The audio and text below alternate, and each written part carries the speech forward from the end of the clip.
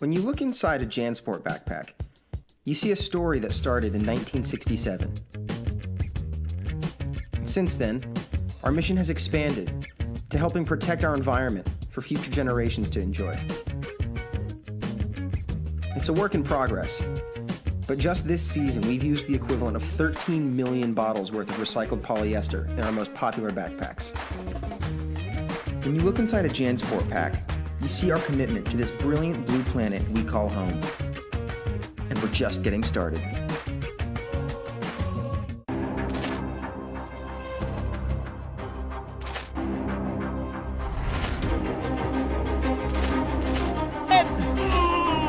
Breathe deep! Ayos ba yun, bro? Oo. Hayap!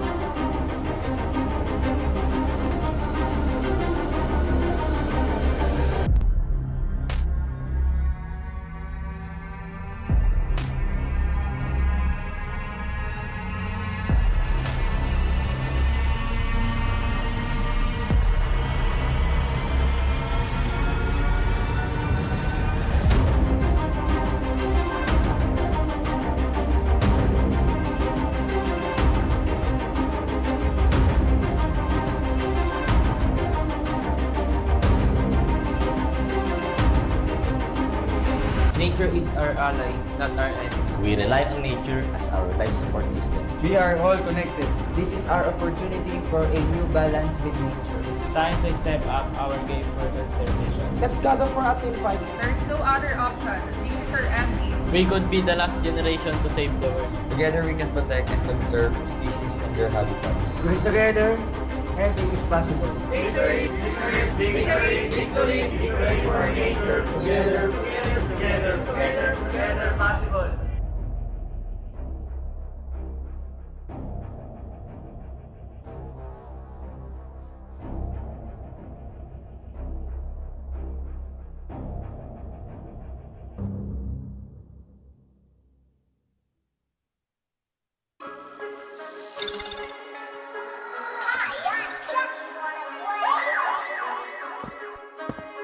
Welcome to Mobile Legends! Together we achieve more, yeah. For the Mobile Legends All-Stars. Together we achieve more, yeah. Lahat sa'kin ay dead pag ako na ang nag-switch lane. Grind and grind, lagi na lang akong in-game. Pag ML ng usapan, doggy lang ang nasa mainframe. Immune ako sa hater, parang dash ni Chu. NXP ang crew, lahat dito ay true. Legit, aagawan na kita ng buff na blue. Legendary na ako, wala ka pang clue. No clue. Mic check, reign supreme, y'all. Doggy out, eruption in, alam nyo na. Suntukan na this. Ay. Magaling nga daw mag-ML yan si Dogs, Madaling nga daw buhatan ni H2O, yeah.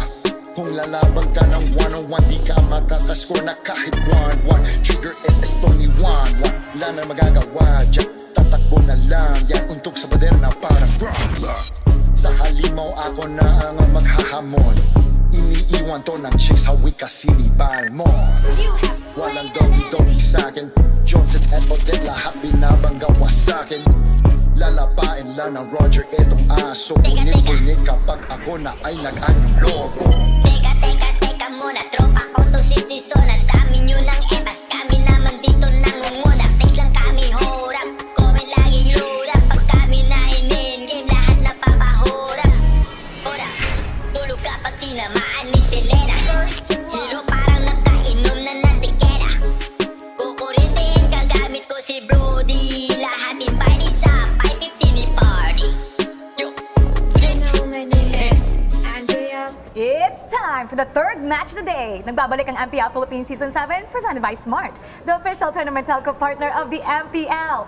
Double up on your passion and achieve that double GG with Smart Double Giga Games. Pwede kayo magkaroon ng 2 gigs of games every day para sa inyong Mobile Legends, Facebook Gaming, and more. Kailangan nyo lang i-download ang Giga Life app or dial *123# and choose Double Giga. Available din ito para sa ating mga TNT subscribers. Mythical raffle draw. Mamaya mag-a-announce na ako ng ating winners. Kaya kailangan i-scan nyo na to. Answer the questions para manalo kayo ng mga in-game prizes, skins, and diamonds. Hindi lang yan. Meron din tayong live watching rewards. Woo! Meron tayong 30,000 kada game day that can win a treasure chest. Once again, with skins and diamonds. And of course, nandyan pa rin ang giveaway brought to you by Oppo A94. Live life at full speed. How? Paano? How do you live your life at full speed? Ilagay lamang yan at sagutin sa ating comment section below using the hashtag #LiveLifeAtFullSpeed. At mamaya pagkatapos po ng ating mga laban, mag-a-announce kami ng mga 5 random lucky winners na magkakaroon ng 300 diamonds brought to you by Oppo A94. Eto, para sa ating pangatlong serye ngayong araw na to, kasama natin sa panel, TDZ and Renmar the Reptar. Hey, what's up? Karami na LSS ako sa mga kanta nakikita natin sa commercial. Yung kanta ng Stan, yung kanta nila Doggy, Andrea, sa kanina. Kanina pa natin kinakanta yun sa talent area. Sana nga sumali sila dun sa ating 515 e-party. This is MPL Philippines Season 7 presented by Smart, the official tournament telco partner of the MPL.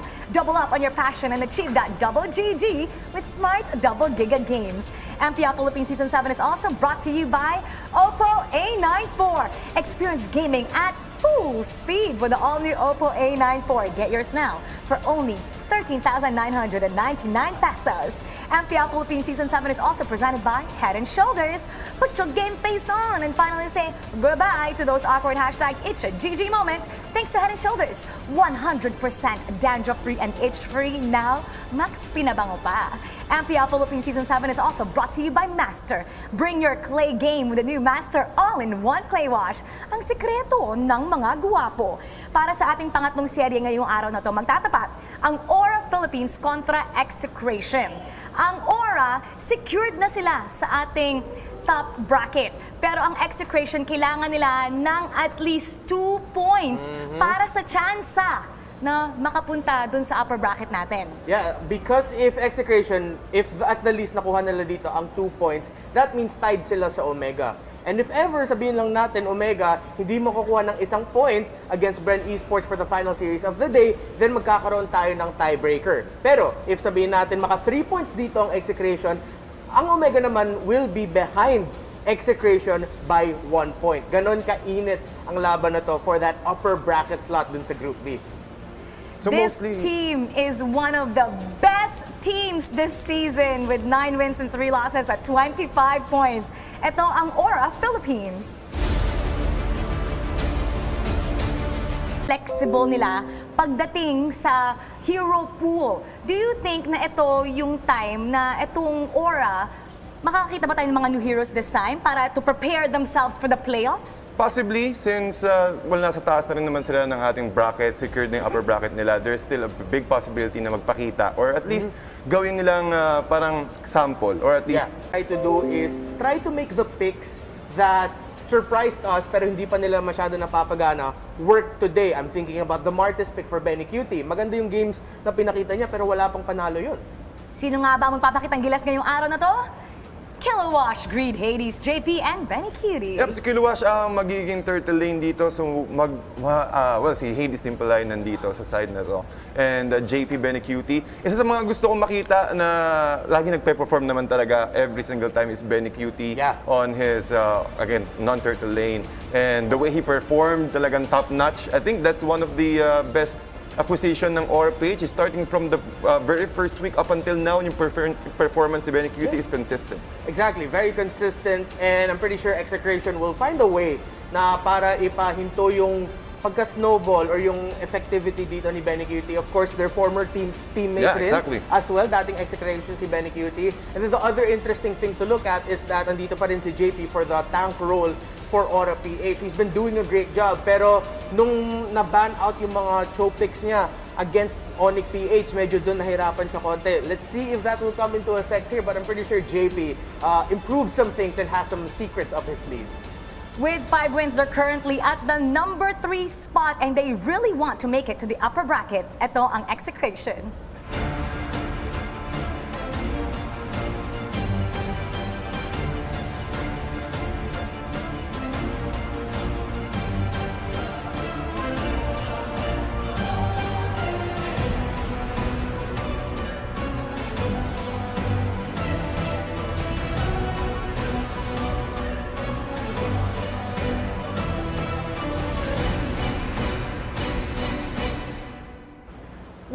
interesting about this matchup, KLVJ and Renjo. Dati, nandun sila sa kabilang koponan. Na bago magsimula ang ating regular season, Season 7, may sinabi si KLVJ na he wants to prove his former team wrong and he wants to get a three championships sa MPL. Yeah, if you see it right behind us, Sunsparks, dalawa yan. Two of those times where Sunsparks became champions, KLVJ and Renjo, were big parts of those team. And para kay KLVJ naman yung initial comments niya at the start of the season, feeling ko hindi naman masyado sa sinabihan siya mismo ng Aura na we don't believe in you anymore. But I feel like KLVJ, maybe yun yung na-internalize niya na, okay, since pinasok na nila dito si Janus, and then it seems like after what happened nung Season 6, hindi sila naka-3-peat, maybe KLVJ wanted a change of pace. So baka yun yung nakikita niya dito, like, okay, I'm with a new team now, nabalik na ako sa jungle role kasi for the longest time, JP was the jungler for Sunsparks, and feel like KLVJ, ito yung parang rebirth niya, yung nahanap niya with Execration. Yeah. And sobrang hardworking nga niya, kahit ang sakit na kanyang mata, naglalaro pa rin siya. Eto Max Track ni Renjo, Kelra, and KLVJ para sa Execration. Isa sa mga heroes na nagsashine dito sa Execration is si Shaknu every single time. And I think that's the icing sa taas ng cupcake ng Execration. Kasi reason why kung bakit lagi nakaka-setup, si Shaknu yung laging nagpre-prepare ng set sa side ng Execration. And yung isang set na yun, laging crucial. Laging yun yung nagpapanalo sa side ng Execration. Oh, exactly. And hindi lang sa setup, sobrang disruptive din maglaro si Chakno, especially pag nabigyan mo something like the Grok in his hands. Yun yung ginawa niya sa LP, yung game number 2, kaya siya naging MVP doon. Playing with something to prove. Ito ang game story natin for today. Do you think Execration can make a statement game kontra sa Aura na sobrang ganda pinapakita ngayon? Yeah, if anyone can surprise Aura-PH, it would have to be some of their previous members. Of course, we know KLVJ and Renjo dinala dito ng Execration because they believe in their championship experience na nakuha nila. And I'm pretty sure that's gonna come into effect here. Yep, and looking at the team comparison, sobrang dikit ng stats nila compared to KDA. Almost the same. Ang lumayo lang dito is yung average kills per game. So I think Aura-PH, alam naman natin, or rather Execration, alam naman natin na gusto nila yung mga late game skirmishes eh. Kaya nagpo-prolong lagi yung mga fights nila. But Aura-PH can still, meron silang early game to mid game presence. So pwedeng i-capitalize ng Aura-PH yun against Execration. Yes. Pero kapag umabot tayo ng longer games, wag umabot tayo ng TikTok timer, sabi nga nila, ng 20 minutes onwards, Execration, probably going for the late game composition, yun yung doon sila magsashine. Truly. Kilowash, Benny Cutie, Lord Hades ang mga susi para sa Aura. Yeah, seeing Kilowash back in the lineup here for Aura-PH. RAFFLE is going to be sitting out. Has had tremendous record so far. Yung times pick niya, 4 times pick, 75% win rate. Benny Cutie, we've already talked about him. He's become MVP multiple times this season na for Aura-PH. 86% yung Alice. Yun yung win rate niya for that here. And then Lord Hades, 73% with 11 games played with that Granger. So yun yung mga heroes. Hindi lang sa mga na-mention ko, you can see it there on your screens, the heroes that Execration have to watch out for sa draft. Sa panig naman ng Execration, nandyan si Kelra, Renjo, and KLVJ. KLVJ, ito yung inihintay niyang pagkakataon all throughout to prove kaya hindi yung naging name natin ng itong series na to. But looking at his performance, real top-notch. Laging binaban as priority yung mga heroes ni KLVJ. Nakita tayo ng Ling ban priority. First phase to And also with the Lancelot, ganon kinire-respeto yung mga heroes ni KLVJ. And also Kelra, and one of the best heroes na rin na laging umaalalay sa side ng Execration. Yeah, yung Harif niya, sobrang lakas. And of course, we can't forget about Renjo, man. Always been Mr. Consistent for Execration this season, especially pag nabigay mo yung pakito at saka yung backshot sa kanya. Tutok naman tayo sa ating mga junglers nandyan, Lord Hades and Kiel. Dikit na dikit, kita naman natin yung most favorite heroes, both Grangers. Isa sa mga nagpa-debut ng Granger pick dito sa ating season is si Lord Hades. Saktong yun yung mismong debut niya sa pagpasok ng Aura-PH, which is top-notch. Siyempre, KVJ pa rin, nakikita pa rin natin yung performance niya all throughout with his positioning, with his Granger. Ngayon natin malalaman kung sino nga ba talaga as makakauna dun sa Granger pick na yon at kung sino yung magsashine. And will the assassin picks for KVJ become a factor here to watch out for? Si Chaknu ba, will he try to disrupt Lord Hades sa farm niya? One of the toughest things to do against Aura-PH is subukan mo i-disrupt yung farm ni Lord Hades kasi ang ganda ng positioning ng Aura to make sure that maganda yung farm ni Hades. Pre-predict naman natin kung ano nga ba ang mangyayari sa ating mapa. Ang pinakagustong gusto ko dito is yung kay Greed pati kay Etomax. Again, the mid lane matchup. Sobrang importante kasi dito ng mid lane. Lagi natin nakikita kung sino yung magkakaroon ng opening all throughout the rotation and also yung impact ng mga mages when it comes to early game. Kasi syempre control ng jungle area and also the early skirmishes. Yeah, for me, yung tinitingnan ko dito yung laban ng side lanes, Renjo against Kilowash. That's, man, the history there, former teammates. But then of course, Benny QT versus Kelra na feeling ko, si Benny QT, I won't be surprised if minsan pag nakikita niyo yung laro ni Keller, he can see sort of a younger version of himself na wala pa masyado sa level ko. Pero grabe yung potential ni Keller dito. Who knows, baka dito masurpresa si Benny QT. At ito naman ang magsasurprise sa atin ngayon. Titignan natin kung ano nga ba ang makukuha natin sa ating MPL cards. Hindi ko makakuha ulit ka ng gold eh. Uy, let's see. Dalawa na nakuha mo eh. Ito, makukuha nyo to para sa ating medical raffle draw during playoffs. So make sure, sumali kayo dyan. Phew! Nandyan si Phew. Curtizy! Nandito si Eson. Hi, Chloe Dantes! Asawa ni Eson. Nandito si Aspect. And Bimo! Oh, silver! Yun yung mga rare. Bubukas tayo ng bago. Gusto ko talaga makakuha kayo nito. This is very exclusive. Hindi po to nabibili. Makukuha nyo ito sa ating Mythical Raffle Draw. Kailangan nyo lang i-follow ang kanilang mga social media pages. And of course, mag-join kayo sa ating Mythical Raffle Draw. So ang mga meron lang nito, yung mga players at mga shoutcasters. Andito, uy, Chaknu! Chaknu! Rock hard! Laban kong laban Carl Tizzy! Ayan. Another Carl. Uy, may nakita akong foil. Kose! Sino ang last card natin? Tantararan! Ay, Bimo ulit! Bimo! Back-to-back Bimo Back-to-back! So once again, sumali kayo sa ating Mythical Raffle Draw. Follow nyo lahat ang kanilang mga social media pages. At ito na, alam ko excited na kayo para sa ating pangatlong serye ngayong araw na to. Kaya sasamahan na tayo ng ating mga experts, shoutcasters. Pasok! This series means the world to Execration. Kung panalo na to, Aura, they will still be at the top spot kahit anong mangyari. Welcome to the Caster's Desk, and do remember that MPL Philippines Season 7 is presented by Smart, the official tournament telco partner of the MPL. Double up on your passion and achieve that double GG with Smart Double Giga Games. Ako nga palang yung magiging anchor na si Butters. Sama ko ang aking analyst na si Midnet.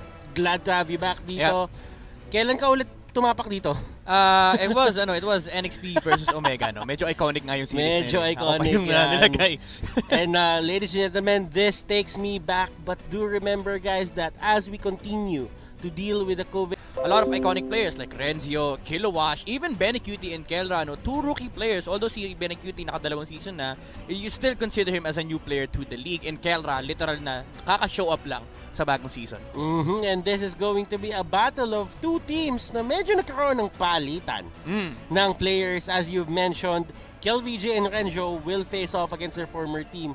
While si Benny QT naman, siya naman ang tatapat sa squad nila Chaknu. So this is something that's going to be interesting kasi kung papaano maglaro yung dalawang team at kung papaano yung sistema, merong dalawa or isang player doon sa team nila na makapagsabi sa kanila nun. Yeah, alam mo, medyo mahirap yun, no? If you have these types of situations na alam mong may isang player doon na kabisado kung paano ako maglaro, literal na kailangan mo mag-adjust. And speaking of adjust, sino nga ba mag-a-adjust dito sa ating draft na is brought to you by Smart?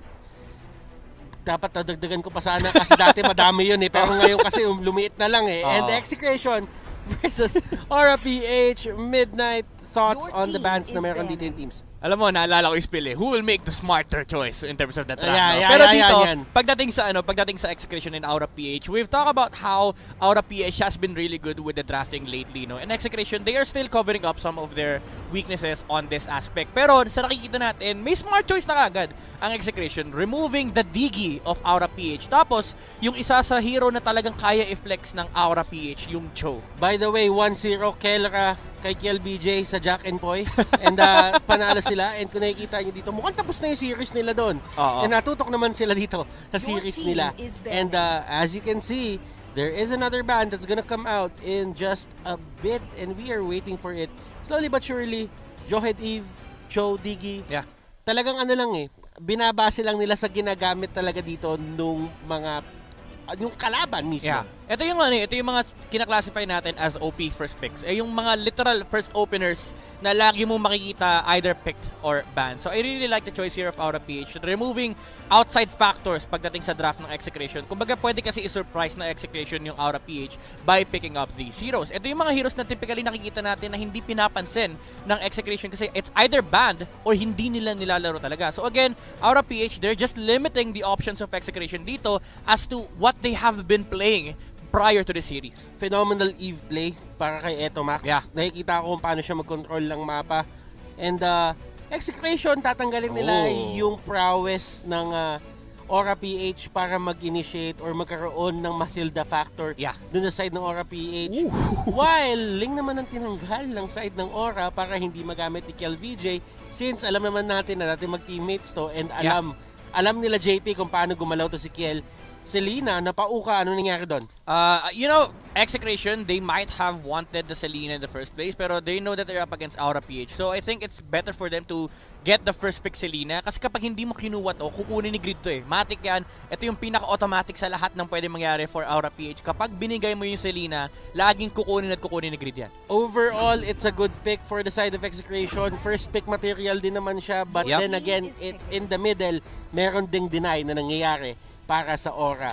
Benedetta Granger, while sumagot naman dito yung Execration ng Lance at Kufra. I like this. The idea behind the Lancelot pick is, well, pinik naman na yung Granger on the side of RAFFLE, but it threatens the jungler of Aura, and there's no flexing room anymore for RAFFLE. You already see two of their cores at dinagdagan pa nila. Pinasok pa nila yung Alice ni BeneQt. So this is RAFFLE showing Execration na wala na kaming pakialam kung makipag-contest kayo sa amin. We just want to get our heroes. And Execration, I really like the answer. The Lancelot immediately picked up after the Granger kasi ito yung direct answer nila against RAFFLE.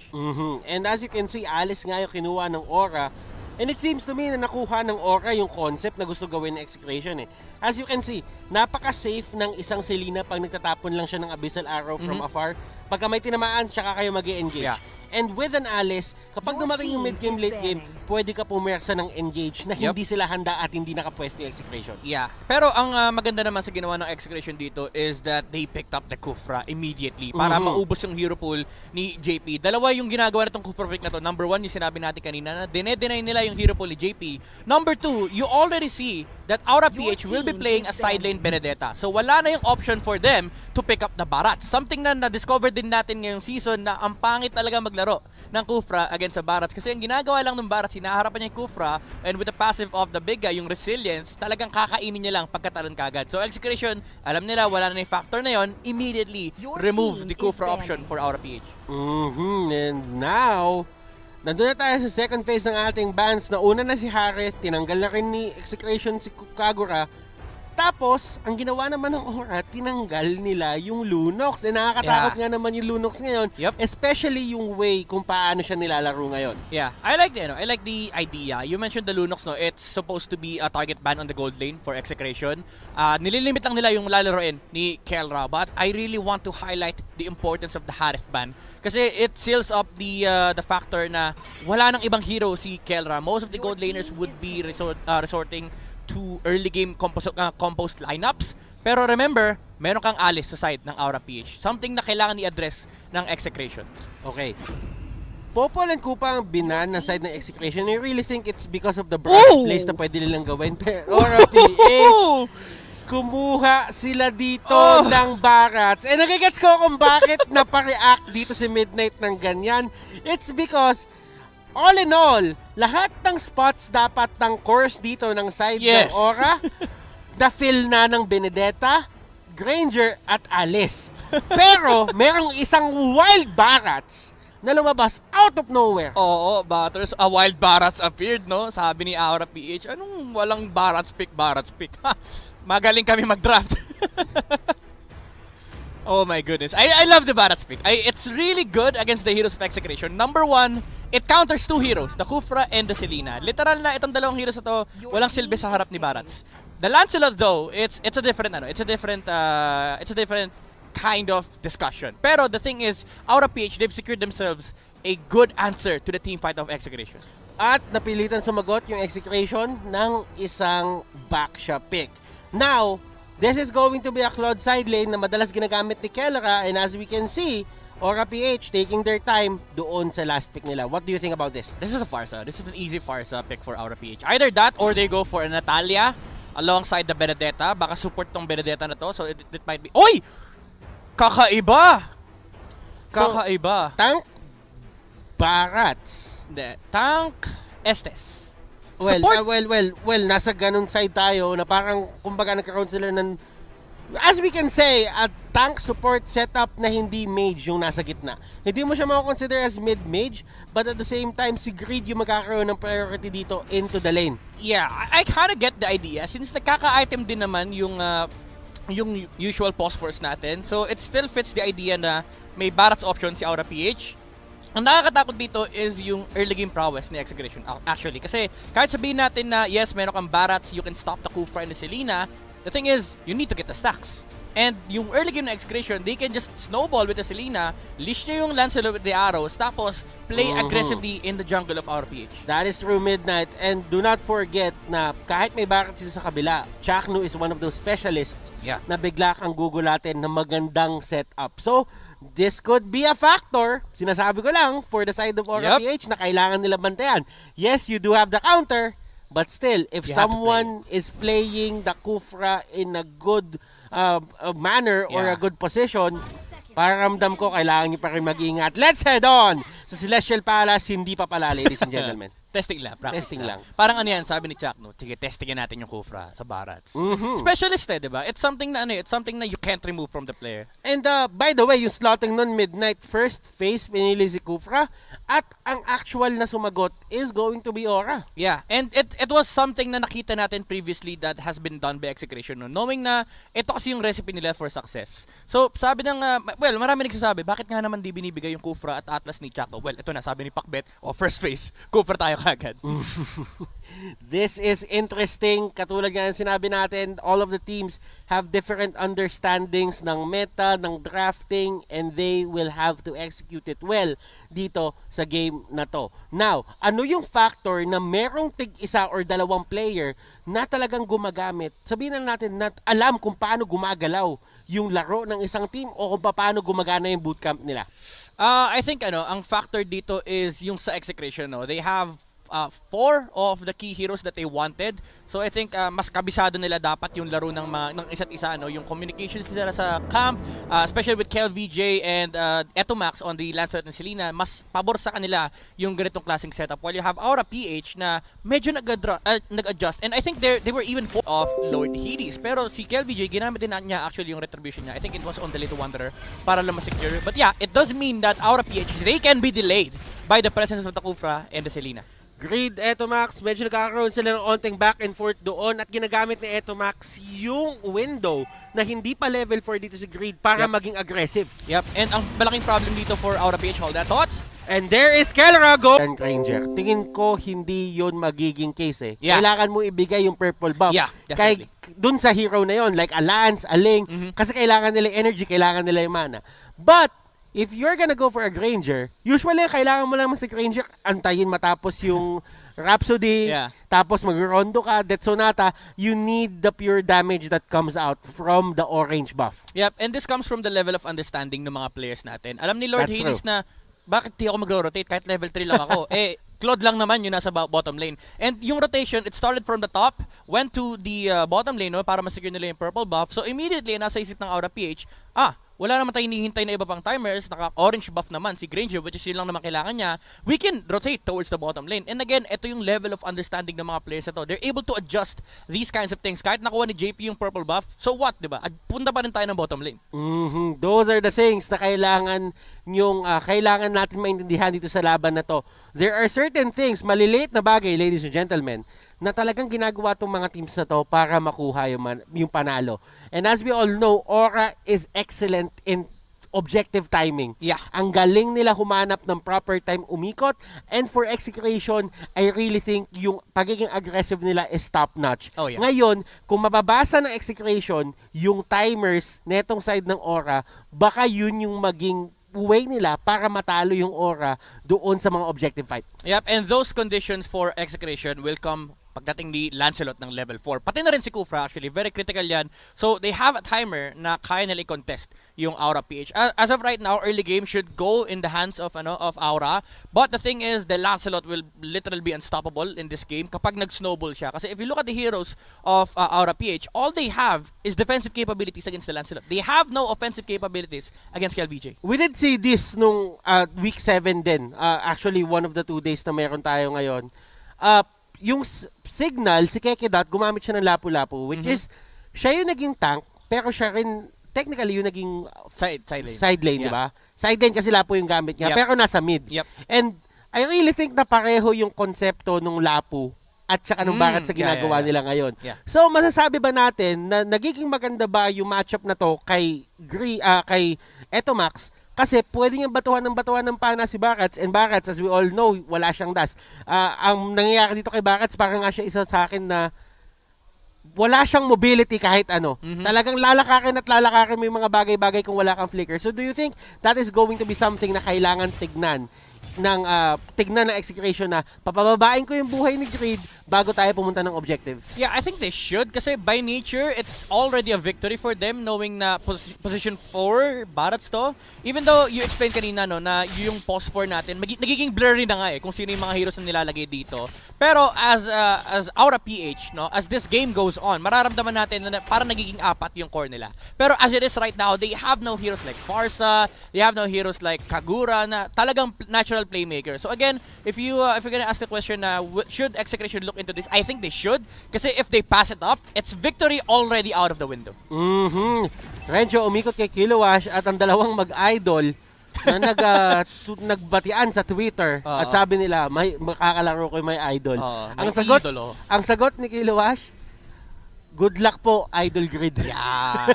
Alam mo, ang kinaganda naman dito sa matchup natin is lahat naman to magkakaibigan. An eye for an eye, double stun. Yeah. The thing is, iba pa rin kasi pagdating sa sa laro talaga. Pag umaga lahat kayo, kahit magkakaibigan kayo, magkakaaway kayo sa game. Siyempre, wag mong awayin yung kampi mo. Wag mong awayin yung kampi mo, Grid.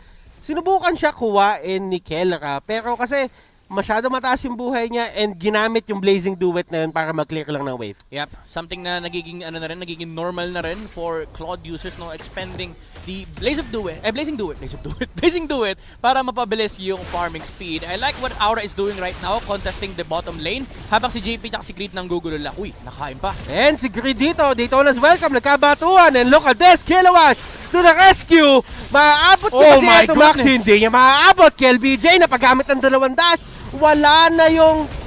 Nasa cooldown na yun. Renjo, one more hit. Revitalize. Hindi siya masasalba.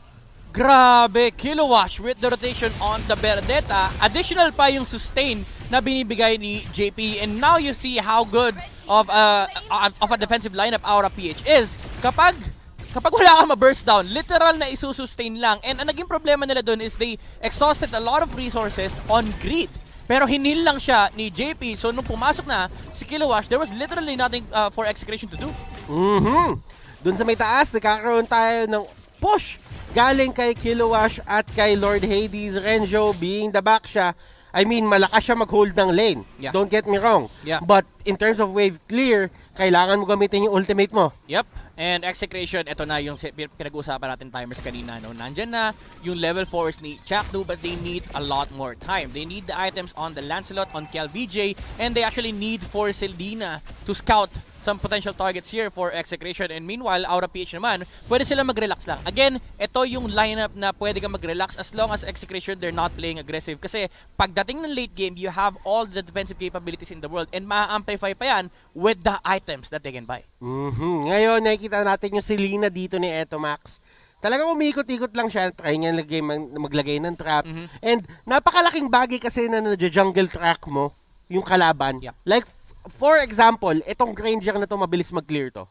And given the fact na mabilis siya mag-clear, yung timers ng pag-gank niya, dun sa may top or dun sa may bot or possibly yung mid, napapabilis din eh. Yeah, definitely. So, ibig sabihin, kapag nilagay ka ng trap doon, nakikita mo at nababalaan mo yung teammate mo, oy, papunta na sila dyan. Nandiyan na sila sa area mo, mag-target hug ka muna. Yeah. Yun yung information control na pwedeng makuha ng Execration. But this is something that should switch come the mid-game, no? Imbis na pang-defensive na, uy, back ka muna, third hug ka muna. Dapat pagdating ng mid-game, when you get information from the traps, dapat makapag-calculate na aggressive play si Execration. Kasi that's their main condition. That's their primary condition to win this game. Kailangan mag-snowball yung Lancelot. So when the timer comes, dapat talaga mag-switch yung laro ng Execration. And this is going to be interesting kung paano nila gagamitin yun sa kanilang advantage. And Kilowash, na kung nakita nyo dun sa last part na nakita natin yung mapa, nandun siya sa may triangle brush noong top lane. Ngayon, it's kinda like a Benedetta special na eh, na hindi lang naman si Kilowash yung gumagawa nito.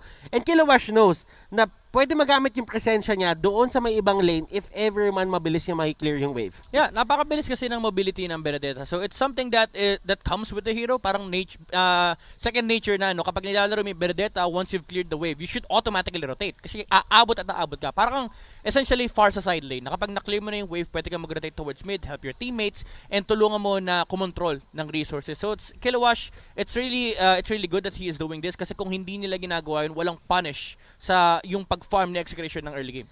A lot of teams are doing this, and at the same time, guys, ngayon sinasabi ko na sa inyo, nagiging mainit ang last day natin. Mainit na nga sa first two series, feeling ko papainitin pa ng third and fourth. Ngayon, Aura Execration, they're looking at each other, and ngayon ko na napansin pala, midnight, no? Nabuo na naman yung Season 4 at Season 5 champions natin. Oo. Andito lahat, no? Si RAFFLE lang ata wala eh. Well, si RAFFLE, feeling ko ano naman yun eh. Tamang nood na lang. Sabi niya, wala, tapon na kami. Tsaka sabi ni RAFFLE, feeling ko, wala eh. Talagang nandyan na ako eh. Ramdam niyo naman ako dyan eh. Ramdaman naman yung presensya niya eh. Tsaka feeling ko si RAFFLE kasi busy na kinakirl niya yung blonde na buhok niya. Wag natin balikan yung mga bagay na gano'n, ladies and gentlemen. Kami ang nabiktima noon. Yep. And alam mo, seeing them playing on opposite sides of the map, talagang, alam mo yon, ang tagal na ng pinagdaan natin sa MPL. Ang tagal na rin na pinagdaanan nila. Even though na taon lang halos yung pagitan nun. Nakikita mo that these players are evolving, and Kilowash, Electro Final Blow, clearing out the wave.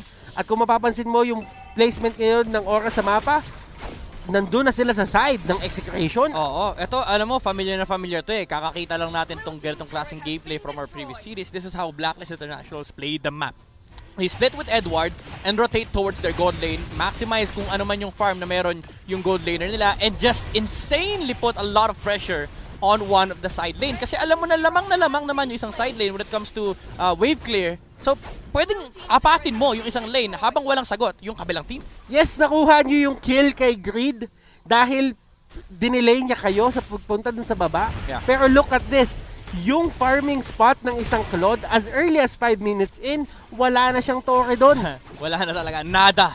Literal na walang bahay si Kelra dito. And it forces the Claude to move out of this farming space. Pero doon pa rin siya pupunta. And it's a nice choice kasi yung RAFFLE, nandun naman sila sa taas, no? So this is information control from Kelra na alam niyang inaapat yung backshot sa may top lane. So pwede ka mag-farm sa may bottom lane. And as you can see, si Kelra doon, napakalayo ng pinuntahan niya, and matatagalan siya bago makapunta dito sa may turtle. So it's going to be a 3v4 situation. Kung gugustuhin man ng Execration na kunin to, pero Retrigod, KLBJ, naagaw pa niya, Lord Hades, ang kanyang next target, KLBJ, going up and manning up against the side of Aura. Wow! Kiel will go down, but still the fact remains, nakuha niya pa rin yung turtle at nakuha niya pa rin si Hades. Oh, okay na yon, Butters, kasi nakuha naman yung jungler, diba? Na-trade lang, kumbaga, pero essentially, it was just a mistake from KLBJ. Pero nakuha pa rin niya yung kailangan niyang kunin. Wala lang siyang dash, pero kung meron yun, baka naubos ang Aura PH. Oh! Nice play from the Kufra right there. And Benny Cutie, di niya in-expect yun. Napapasok pa si Chakno. Binigay ni Chakno yung buhay niya. And it's a good move kung iisipin mo. Kasi, madedelay yung pagkuha ni Alice ng stacks. Yeah. And hindi pa siya makakapag-farm for that certain moment. Yep. Tsaka ang kinaganda ng trade is tank naman si Chakto. He passively gains gold from the mascot he has. Oh my goodness! Kelra! Blazing Duet! Oh my god! Kulang yung damage, Butters! And grabe yung pag-pinpoint nila kung nasan si Lord Hades. If ever man na walang ulti si JP doon, that could have been a kill. Grabe yung damage output. Oo, kailangan alalahanin ng Execration ng Aura to, no? Yung damage na nakukuha nila from the Claude, and especially yung setup pa ni Kufra. Oh, Benny going in. At binawian ni Benik si Chakno dito. Talagang nung nakita niyang papasok na, tsaka naman siya pumasok. Siya na mismo yung nag-dive. KLBJ, na biktima na Daytona's welcome. Kilowash, nandun sa may pinakalikod. Sinusubukan niya i-zone out yung mga members dito side ng Execration. Aura, they will take down the turrets once again. Lumiit na naman ang mapa nila. Renjo humarap. Hindi pa kinakaya ng Aura ngayon, pero masaya sila sa nakuha nila. Yeah, alam mo, Butters, this time around, Aura PH, they're the ones holding a gold lead against Execration. Although nandun pa rin naman yung damage output ni KLVJ, at this point, the sustain is just higher on the side of Aura PH. Nandiyan na yung heal ni JP, nandiyan na rin yung defensive items on the heroes of Aura PH. And ayun, makikita natin yung item check nung naka-brute force breastplate na si Lord Hades, and pati na rin si Barats meron ng Dreadnought armor building up his next item. So this is a huge problem for Execration kasi Blade of Hephaestus pa lang inukuha ni KLBJ. And yung Aura ngayon, no, parang hindi sila yung timing perfect na team. Oo. Na yung Execration, nakakitaan mo na pinipilit pa rin talaga nilang i-contest kahit papano yung mga objectives. At ang nagiging way nila, sila yung nauuna dun sa pwesto. And right now, magbaba-out sila doon kasi nga mas madaming kailangan i-manage lanes as compared sa Aura. Kaya na, Antique Kiras for greed and ultimate bonding experience for Aura PH. 5 hero yung nasa mid lane. Hindi nila hayaan na matapos to. They can still take more objectives. May Daytona's welcome pa si Greed. Arrow hits JP pero wala naman silang pakialam. Systematic ang ginagawa ng Aura. Check doon natin sa may pinakalikod. Lord Hades na naman yung na-target nila. KLVJ nasa gilid. And Blessing of the Moon God, pinihit ni JP. Pero will it be enough? Kelra dito, tutumba. Claude will go down. Estes ang next na tutumba, mga kaibigan. Greed, trying to run away. Pero sa sobrang daming tao dito, tingin ko, Midnight, this is going to be a kill. Kilowash, nandito pa rin. Eye for an eye. Makakatakbo ba siya? Renjo, hinahabol siya unti-unti. Stun, nandun. Bago tumama yung gulong. At sila Chakno, eto Max, humahabol pa rin. Sabi nila, sige pre, tatangkihin ko to. Ako na bahala. Execute, ginamit na ni Kilowash. Para kahit, tinamaan ng pala. Eto Max. Eto Max, tumama yung pana.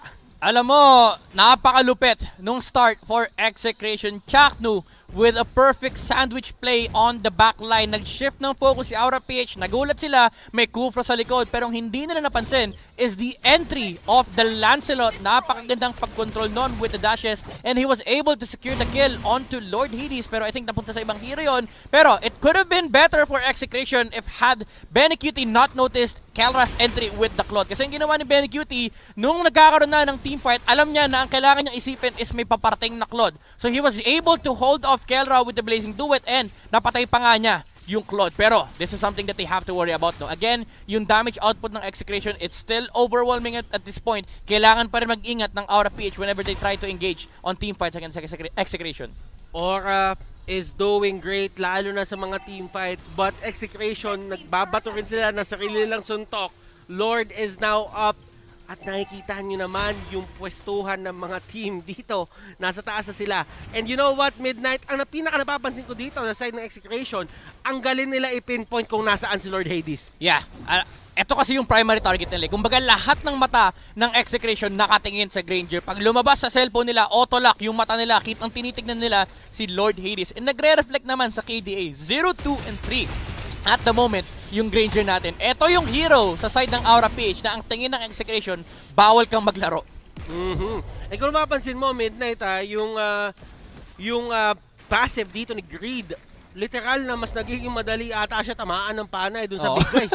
Lumalaki siya. Pero alam mo, Batas, wala naman kasi siyang walang problema eh. Kasi pag tinamaan siya, less than 1 second yung yung stun ng arrow, sa totoo lang eh. Hindi siya tinamaan, sayang. Diba? Ang nangyayari kasi, okay lang na saluhin niya yun. Kasi nga mayroong passive. At dahil sa passive na yun, tumataas si Regen, yung stun time, bumababa. And my goodness. Si Greed, alis siya, Benny Cutie, nandun sa may pinakalikod. Eto Max, nahuli.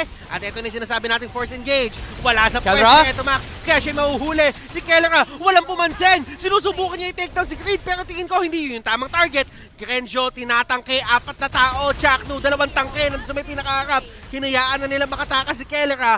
Si Chakno ang main target nila, and that turret sa may gitna. Nakita mo yun, Hatters. Tinangke ni Greed lahat. Tyrant's Revenge, Tyrant's Rage. Pati yung pa natin ang buhay pa rin with the sustain of the blessing of the Moon Goddess and RAFFLE. They want to end the game right now. Gustong-gusto na lang tapusin to, Kilowash. And Benny Cutie, grabe yung effort na pinapakita nila dito. The golden duo of RAFFLE. Greed, yung pana sinasalo, yung tenacity nandun. Less than 1 second, sabi ni Greed. Panahin mo ako, okay lang. Tatanggapin ko ng buong puso. Alam mo, si Greed dito, napakalaki na nung barracks niya. Gusto niya talaga, syempre gusto ni Greed malaki siya. Para may stacks with the big guy. And kahit anong CC ibato mo sa kanya, hindi nagtatagal ng 1 second. And ito yung nakikita natin dito, si Greed. Literal, sinasalo niya lahat ng pwedeng saluhin para lang lumaki yung kanyang barracks. And at the same time, papansinin mo, huwag ka tumawa dyan. Eto Max, kahit anong gawin niya, kahit subukan niya palusutin, parang nangyayari kasi, si Greed, hinahanap niya pa na matamaan siya. Sabi ni RAFFLE dito, pag meron tayong barat sa harap na, na full stacks, pwede tayong pumasok ng pumasok. Kasi sasaluhin lang ni Greed lahat eh. Literal na, again, ito yung pinag-usapan natin kanina noon, literal na walang kayang gawin si Chakno and pati na rin si Eto Max kapag yung barats yung problema nila. Pero kaya nga napakaganda ng sandwich play ni Chakno kanina kasi hindi ready, and ang natalo na niya is yung backline, which was Lord Hades and the gang. Pero ito, naku po. Chakno, ginamitan ng Daytona's welcome, hindi ma-cancel, dinala niya doon sa kamay ng kanyang teammates. Kahit wala na yung stun, gusto lang nila mapalapit, and ayaw niya din itama sa pader kasi if ever hindi nila mapatay agad, sila ay mababalikan doon. Tabi-tabi pa naman sila, sabi nila. Huwag dyan pare, tabi-tabi tayo. Pag tayo na-ult yan, tapos ang ML. And Lord Hades, this might be yung pinakamalaking contribution niya for this fight if ever he gets this Lord. Kasi nga kanina pa siya shutdown ng side ng Execration. And hindi mo siya masisisi. Ganon talaga yung game plan ng Exe. Yeah, it's a hard Granger game. Knowing na may Selena, merong back siya, and kailangan mo rin intindihin yung entry ni Claude tsaka ni Lancelot. Actually, sobrang daming tumatakbo sa isip ni Lord Hades ngayon. Hindi lang buhay niya, pati ML kailangan niya problemahin. Kaya napakahirap laruin nung kanyang game. But the thing is, he has only died twice. Now, Execration, is time on their side, Midnight? Not anymore. Kasi wala na. Ang timers ngayon ay nakay-aura na. There's a lot of defensive capabilities on this roster. In Execration, tapos na yung momentum nila na mag-snowball. They're hoping to get an opportunity against RAFFLE with an immaculate set from Chakno. At ito, nagkakaroon na ng onting, hindi onting push. Ito yung big major push. Chakno! Ginagawa ng Aura. Chakno! Dun sa may likod! The specialist! Benny Cutie surpressed! Winter Truncheon nagkabatuhan na! Ladies and gentlemen! Oh my goodness! Down. Claude! Kellera! Nakuha niya yung kill! Chakno tumalo dun sa may pinakaharap, and Lord Hades hindi siya mahanap ngayon ng side ng Exe. The specialist, ladies and gentlemen, kakasabi ko lang, humanap na magandang set. He was able to set on the backline na gamit kagad yung Blessing of the Moon Goddess to save kung sino man yung natalo na niya. Pero sabi ng Execration, bait lang yon. Kasi pag nagtipon-tipon kayo, magdikit-dikit kayo sa damage ng Blazing Duet ni Kellera. At eto, Execration marching on to the mid lane. Gusto na nilang basagin yung mga tore. Gusto nilang maging even yung mapa. Gusto nilang mabawi yung map control na kung ano man wala. Hey, Chakno! Oh my goodness! Lord Hades! Oh my! But win condition of RAFFLE. Tanggalin si Chakno. Oh, ano yun? Wala. Alam mo, Butter, sabi nga ni Pakpet, nasa player na yan. Wala na sa draft. Kinounter na ng RAFFLE, pero Chakno kasi yan. Chakno making impossible plays happen dito back sa side ng Execration and Aura. Paano mo sasagutin yung isang tao na magaling lang talaga mag-set? Wala, dasal. O kaya, ang pwedeng gawin ng RAFFLE dito is constantly look for the Kufra. Pero kasi, ang problema nila dun sa part na yun, di ba, nagpupush yung Lord, lahat sila nakatingin kay Lord. Si Kufra, si Chaknu, wala sa base. Ang hirap sagutin ng mga ganong klaseng movements. Veteran moves eh. Veteran moves and Chaknu. Kailangan mo talaga siya i-take account for. Kung hindi mo alam kung saan si Chaknu at any possible moment ng clash, ganun yung mga bagay na nangyari. At nahagip niya doon si Benny Cutie. Si Benny Cutie, hindi siya nakalapit sa madaming tao. Na-control siya from afar ni Kelra at nung Lance, nabatuan na siya ng Thorn Rose. And at the same time, Midnight, parang ano yun eh. Yun yung pinakaayaw na pwesto ng isang Alice na walang malapit sa kanya kasi nagta-thrive. Nagta-thrive ang isang Alice kapag maraming kalaban na nakapaligid sa kanya kasi sustain is coming from the enemies themselves. Yeah, and then nagisagot din ng Execration is nung nag-Winter Truncheon si Alice, wag na nating pansinin. They went for the backline. Kelra actually made the perfect entry to that team fight. Sabi niya, okay guys, nakapag-setup na si Chakdu dahil nga naka-ultimate bonding experience ang Aura-PH. Dikit-dikit sila, lahat sila sinalo. Yung damage output ng Blazing Duet, even with the sustain of the Winter Truncheon, hindi naging enough yon for Benny Cutie to go out. Alam mo ba kung ano yung nakadikit talaga doon? Ano yung nakadikit doon? Ano yung LAN cable? Nagiging mabilis talaga lahat. Double giga eh. Sakto green pa yun, no? Double giga eh. Double giga. Yun yung tinatawag na double giga connection. Ngayon, balik tayo dito sa my game. Ladies and gentlemen, mga LAN cable nga yun, huwag ka tumawa dyan. Alam mo, naniniwala naman ako. Kasi kapag dinigitan ka ng JP, only speeds. Only speeds. Takbo lang na takbo. Only speeds. Yo! Now, Aura. Laban lang. Oy! Nandiyan na. Ang dami ng immortality sa side ng Aura-PH. Actually, this is something that Execration needs to worry about. Yung second round ng Aura-PH. Again, if you are a sustained lineup, habang tumatagal yung clash, no? Even though beneficial kay Claude yan, kapag wala ng burst damage yung lineup na kalaban nyo, pabor sa inyo. Kasi second time around, may sustain pang idadagdag yung Aura-PH. Renjo, nahuli siya. Meron pa ba siya nung gulong? I think not. Revitalize, pinapatagal lang, dinedelay lang inevitable, and he will go down. Grid? While si Grid, nahuli din sa may gilid. Oh, nakain! At nakain siya dito, dalawang member ata ng Execration na mawawala. Make that 3! Eto Max, makakatakas ba siya? Pero nandun yung dalawang members, hindi ko na alam kung saan sila nakabase. Yung isa nandun sa kabila, yung isa nanggagaling dun sa river. Araw? Tatama, pero still. Less than 1 second talaga. Less than 1 second. Grabe, mahater si Grid. Mamamatay na siya. Pagkakain niya kay KLVJ, which was nice target selection by the way, kasi alam niya na si KLVJ yung papatay sa kanya. Pagkakain, flicker out, dinudge yung huling tira, and he was able to regen some HP after the Daytona's welcome. Actually, pagkakabasa ko nga doon Midnight, yung nag-Daytona's welcome, nung hindi pa kumakagat, nag-flicker na siya. Nag-flicker na kagad para ma-dodge niya. Para mahuli niya yung Lancelot. And di ba katulad nga na sinabi mo kanina, Lancelot is one of those heroes na ang hirap talaga huliin ng Daytona's welcome. Kumbaga, pag Daytona's welcome, tapos Lancelot yung kalaban mo, unless magamit niya talaga in a wrong manner yung kanyang mga skills, ilista mo na makakataka siya. Oo. Pero at least you bait out the dash. Kasi ang kailangan niyang gawin doon is gamitin yung kanyang first skill, lalo pag late na. Pwede mong gamitin yung Phantom Execute mo to get out of the AOE. Pero most of the time, syempre yung Lancelot gusto niya minamadali. Kaya yung first skill na bait out yun. Kaya medyo interesting yung matchup ng Barat tsaka Lancelot. And ngayon, nakikita nyo both of the teams nandito na sa area ng Lord. Exe, eto Max, nagbabato ng pana, and that is going to be a 1 second stun dahil nga medyo malayo yon. And remember, it's all about the range for the Selena. Yep, Chaknu. Nakita niyo si Benny Cutie rito. Naku po!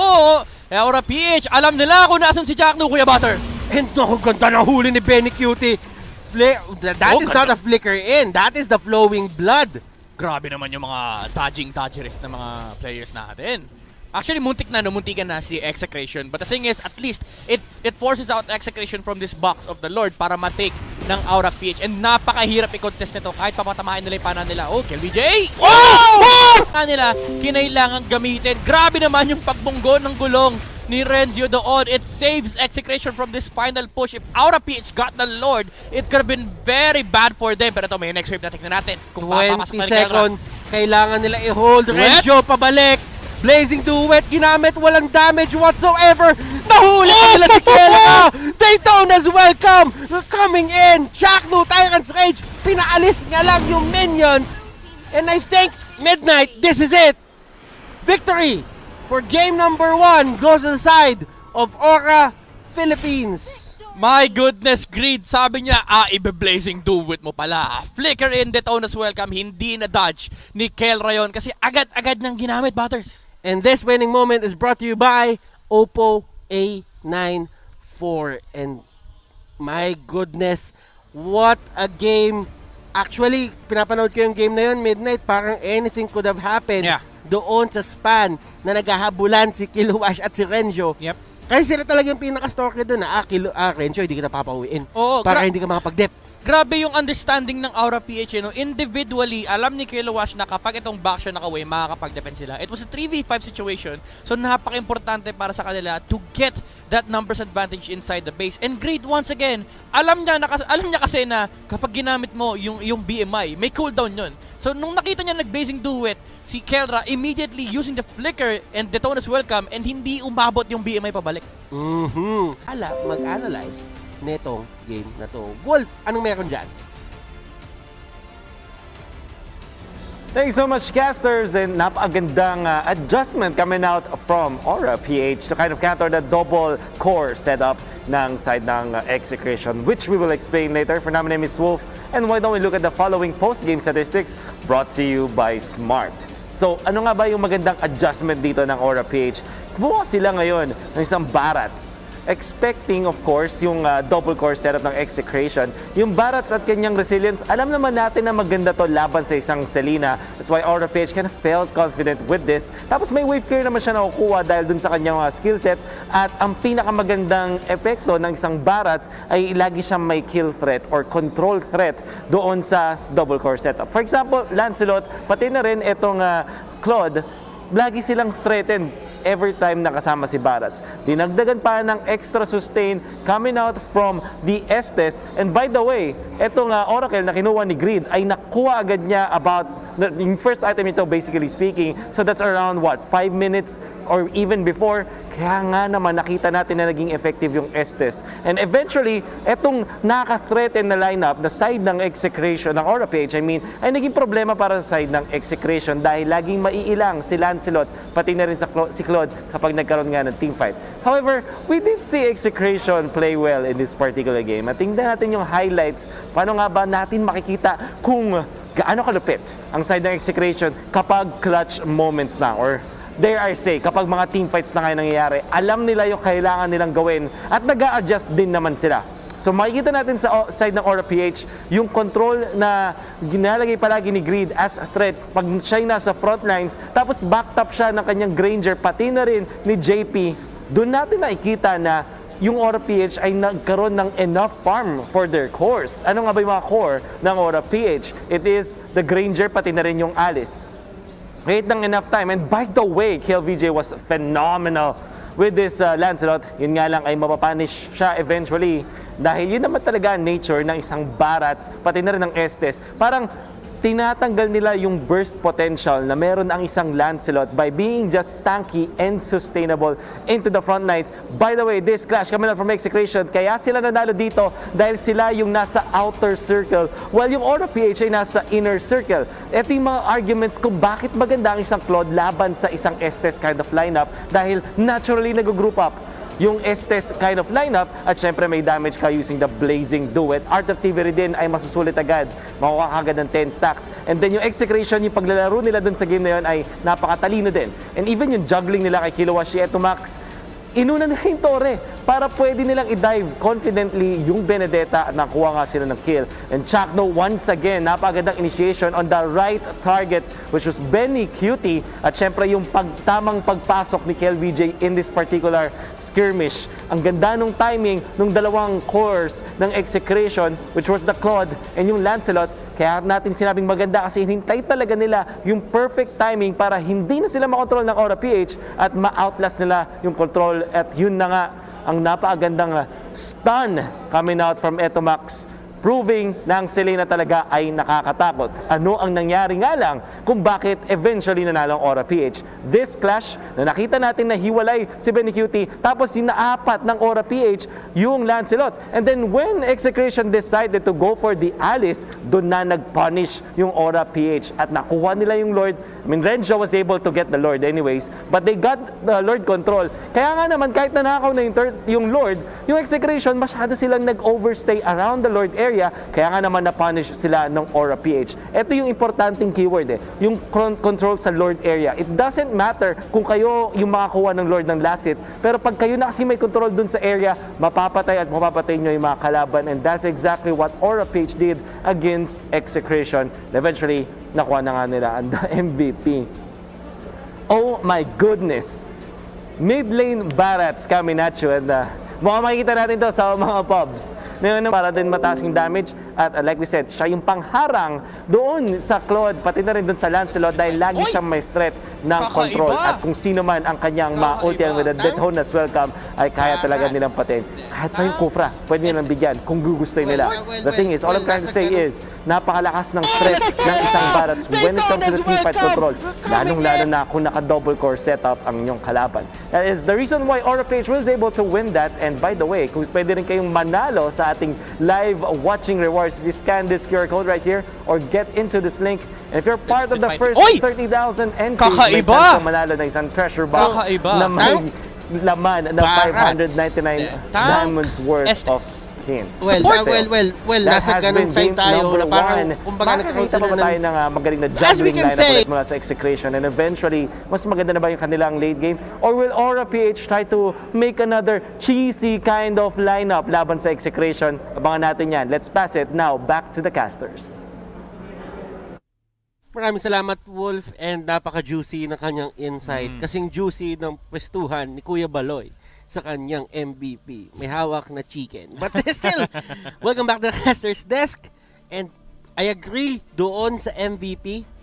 Phenomenal performance galing kay Green. Yeah, ang dami niyang micro plays na most of the time hindi napapansin ng tao. Again, like for example, yung huling play niya against Kelra, and at the same time yung play niya kay KelVJ no, nagamit ni Flicker palayo, pagkakain niya kay Lancelot. Those things, yun yung mga, although alam mong ginagawa ni Barats, pero kailangan i-pull off with mechanics.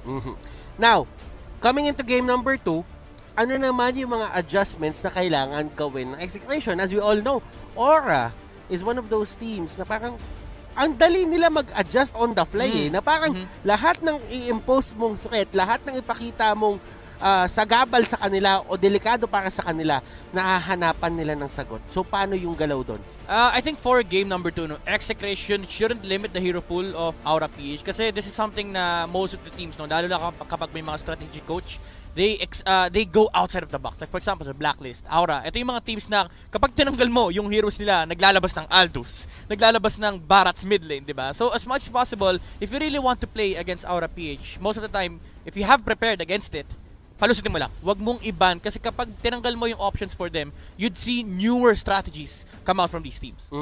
And napansin ko nga dun sa draft, put in Barats right there. Pero again, yung napag-usapan nga natin kanina na yung pwesto ng position for support nagiging blurry na. We've been seeing lapu-lapus, no, na position for support. So I think it was just Aura PH flexing out their drafting capabilities against Execration. This is definitely a new dimension, isang bagong dimension, isang bagong layer ng drafting na nakikita natin sa meta na to. Usually, ang nakikita nyo dyan, Masilda, Lunox, Selena, pero ang sabi dito ng Aura, as well as Signal, pwede naman tayo maglagay ng isa pang mid laner na kakaiba. May it be a fighter, another tank. Kasi naniniwala ako na parang reminiscent or sabihin natin na nag-throwback siya way back season 1, 2, and 3. Na parang may dalawa kayong tank pa rin na nakalagay doon sa slots na yon. Namimiss ko nga yung yung Grokcho na na combo, yung pinakamadayang tank support combination dati kasi meron kang immunity, meron kang pang face check, and at the same time ang daming catch with the Cho. Actually, si Cho din, something na nakikita na rin natin na nilalagay as position 4. So, malay natin, baka mag-pull off si Aura-PH dito ng mga kakaiba pang position 4 supports. And it's not the first time na nakita tayo. Guys, if you watch other MPLs, MPL-ID, MPL-MY, MPL-SG, and the other MPLs na meron talagang iba't ibang ways of doing things eh. Kasi naniniwala ako na sa MPL-SG, meron ngang Masha tank na lumabas Oo, eh. may ano nga rin dun eh. May Hayabusa support nga dun eh. May Hayabusa support. May Saber, di ba? May Saber support. May mga Saber. And ang daming ways of doing things na given the idea na nabibigyan ka ng isang dedicated lane para i-farm at kunin yung level 4 mo, anything is possible kapag ka ganun yung setup.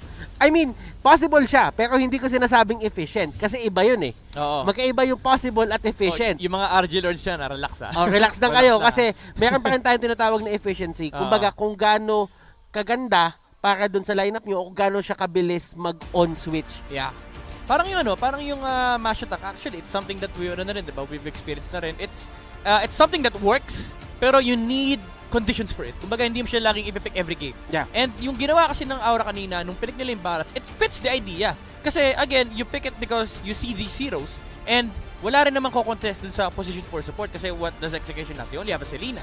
Walang katulad nila, Farsa, na pag girontes mo as Barats, you'd really be doing nothing. So, parang si Aura-PH nakakita ng opportunity to introduce or exploit the position 4 role to put in Barats in the draft. Those are some of the things na ginagawa. Actually, nakita ko nga yung coach ng Evo's Legends. Para may ginagawa pa siyang Lunox tank. may ganun talaga. May throwback yun. May ganun talaga, ladies and gentlemen. But right now, let's head into the draft. Draft kasi nga, kita mo lahat ng heroes ng Aura-PH before you make your final pick. So, something na ina-abuse din ng mga magagaling na drafters. Most of the time, yung mga last picks nakikita natin, it really destroys the enemy lineup. Now, looking at the bans na meron dito for both of these teams, Diggy ayaw pa rin talaga pakawalan ng Execration kasi from hindsight, nakikita natin na Aura-PH is one of those teams na talaga nag-utilize ng Diggy at mataas yung win rate nila doon. Yeah. Although not perfect, One loss. One loss. Kasi I think si Blacklist has 2 loss with the Diggy. Diba? So it's not perfect for the side of Aura-PH. May mga times na nadapa din sila with that Diggy pick. Pero kung susumahin mo, mas marami pa rin yung panalo eh. So just take account for it. It's the best in the league right now. Yan. Aura starting off with a Ling. So kanina binan out nila to. Ngayon naman kinuha nila. Lord Hades, siya ang nabibigyan ng priority talaga. And I think for the side of Execration, safe ba na kumuha na sila ngayon ng isang jungle? I think so. Kasi nakita natin, Execration, di nila pinalusot yung Selena. Something na pwedeng in-expect ni Aura-PH. Now, the first pick of Aura-PH is between two heroes eh. It's either the Cho, which is lumabas na for Execration, or the Ling. Kasi kapag binigay mo yung Ling sa Execration, you'd be giving the best assassin of the patch. Kasi nga, yung buff na dumating kay Ling, no, yung plus 40 damage, napakalaking impact nun pagdating sa early game. And KLVG is a Ling specialist. Now, Execration kumuha sila ng Barats and Cho. So I'm expecting Aura-PH to pick up a Lunox and something else dito sa side nila. Ano yung tingin mong slot dun sa something else na yun? Feeling ko ito na yun eh. Kasi kapag pinalusot pa nila yung Lunox, Execration might pick it.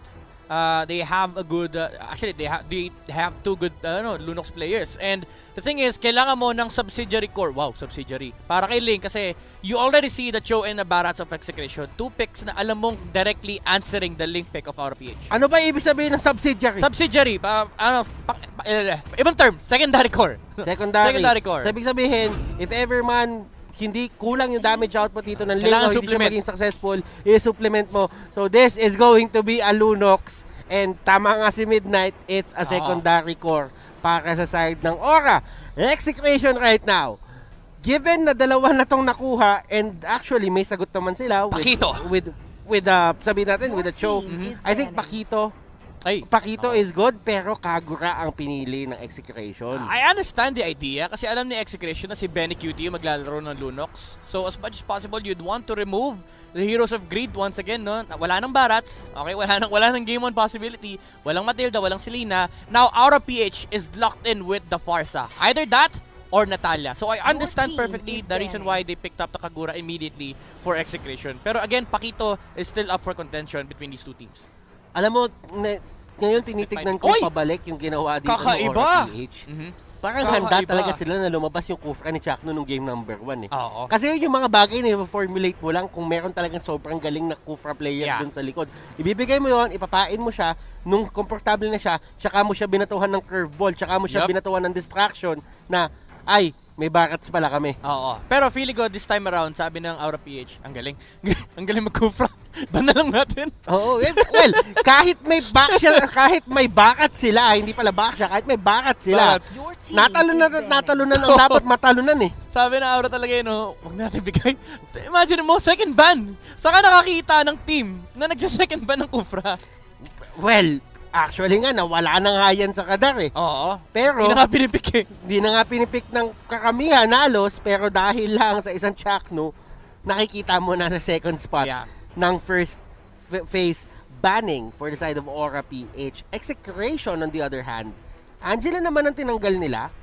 Tapos si Aura, Lance ang ayaw nila ibigay kay Kiel. So pinipilit nila si Kiel na pumili ng ibang hero dito. Yep, they want to force Execration to play a marksman. Pero if they want to do that, they should ban out the Hayabusa. And ang ganda nung Natalia ba na, they're really forcing Greed to play the Farsa. Something na mas pabor sa kanila kasi meron silang panghuli and at the same time meron namang sustain with the Barats. And ang kailangan sila nang gawin dito is overwhelm RAFFLE pagdating sa mid-game engagement. So they really need to force out RAFFLE to pick the Farsa for Greed. Mas gusto nila yung Hayabusa. Oo. Kasi tinanggal nila yung Granger eh. And to be honest, Midnight, ngayon ko lang ito nakita, Granger, hindi siya napili sa first phase at naban siya sa pinaka-5th slot ng banning. Grabe, grabe yung flex ng dalawang team natin. Pero I get it na mahirap din kasi laruin yung Granger against, mahirap laruin yung laro ng RAFFLE against Granger even though you have a Ling.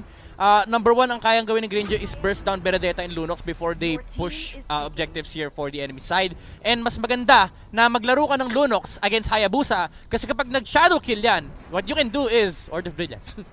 Nostra, ladies and gentlemen, Hayabusa nga ang pinili ng Execration. Mathematics. And it's not because nakita din talaga natin itong mangyayari. It's because pinilit or pinersa ng RAFFLE na gamitin talaga to ng Execration. Kasi alam nila na hindi rin magiging maganda kung ipipilit nila yung Claude. And isa lang naman to sa mga possible piliin nila. And talagang nadikdik dito yung jungle ng Execration. Pero RAFFLE, Curveball na naman. Greed Lunox. Wow. Kilowash picking up that Alice and JP kinuha yung backshot. Now, hindi ko naman sinasabi na sila na yung gagamit niyan. Pero, sila yung dalawang pumili kasi sila yung nasa last slot. Execration. Harith. Ano ang gagawin nila? Will they go for a Harith? I agree, Kelra could play the Harith. Yeah, this is an easy Harith game. Even though may Lunox, yung RAFFLE, I think you're forgiven. You're given a pass to pick Harith here just because of the fact na nakaling Alice and Baksha yung RAFFLE. It's really a good last pick for Execration if they want to go for it. Kasi ang ibang option lang nila dito is Esmeralda. Esmeralda or Harith. And they will go for a Harith. Ladies and gentlemen, antindi. We did not get Execration, hands down. This is probably the best draft of Execration I've seen in the tournament. It's two things. It directly answers RAFFLE, and this is the first time that I've seen RAFFLE try to adjust their draft not to get outdrafted, pero they still got outdrafted. Kasi kinerveball yung Lunox eh. Pero na-outdraft pa rin sila nung Harith last pick. So, both teams, may mga sagot-sagot sila dito. But remember, 50% of the battle is the draft. And the other 50%, nandoon sa Celestial Palace. This is game number 2, RAFFLE versus Execration. If gusto tayong dali na Execration ng game number 3, kailangan nila manalo dito. Yep, they have the best chance this time around. The Hayabusa can easily snowball on the early game. Kasi pag tinignan natin yung heroes ng RAFFLE early game, they have no early game movements aside from Kilowash trying to make rotations on the Benedetta. But again, looking at the side of Execration, they have the Barats and they have the Kagura. Tapos meron pa silang Cho na kayang tumulong din pagdating sa pickoffs. Kasi Chakno nandito na rin at pinipilit niya talagang kulitin unti-unti. And yung pagiging involved niya na ganyan, hindi naman niya talaga focus na nakawin yung purple. Yeah. Ang gusto niya gawin doon is, yes, siguro manakaw yung purple, pero the main objective ng pagpunta niya doon is to force Lord Hades na gumamit ng retry. Yep, parang yung ginawa din ng Aura sa kanila nung game number... actually, Execration din pala gumawa nun nung game number 1. And the thing about this rotation from Chakno is it makes it sure na Aura-PH ililish nila si Lord Hades, kasi kung hindi nilish ni JP yung link kanina, ilang sipa yung aabutin ng link bago niya makuha yung purple buff. A lot of thought process na nabato doon sa maliit na segment ng laro, pero still it makes all the difference in the world para dito sa dalawang teams na to. Execration on the other hand, Kelra level 3, parehas na ni Benny Cutie.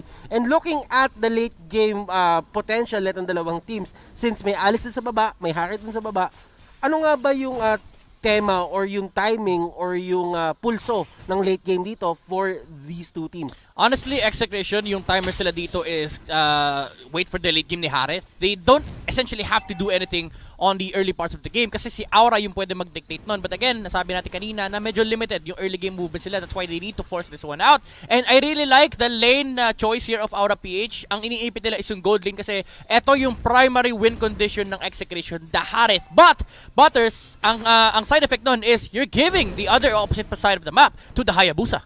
And then again, Midnight, ito lang yung sasabihin natin dyan. If ever dun kayo sa taas pumunta, mapapatay nyo yung Barats, pero madami kayong resources na gagamitin. And that also means na yung objective ay hindi na din mapupunta sa inyo. Yep, that's why you're already seeing the gold going to the side of Execration. Even though 400 or 100 lang yan, the key element here is that Execration sila ang lamang sa late game. Yes, may lunok sila for the side of Aura-PH against the Harith.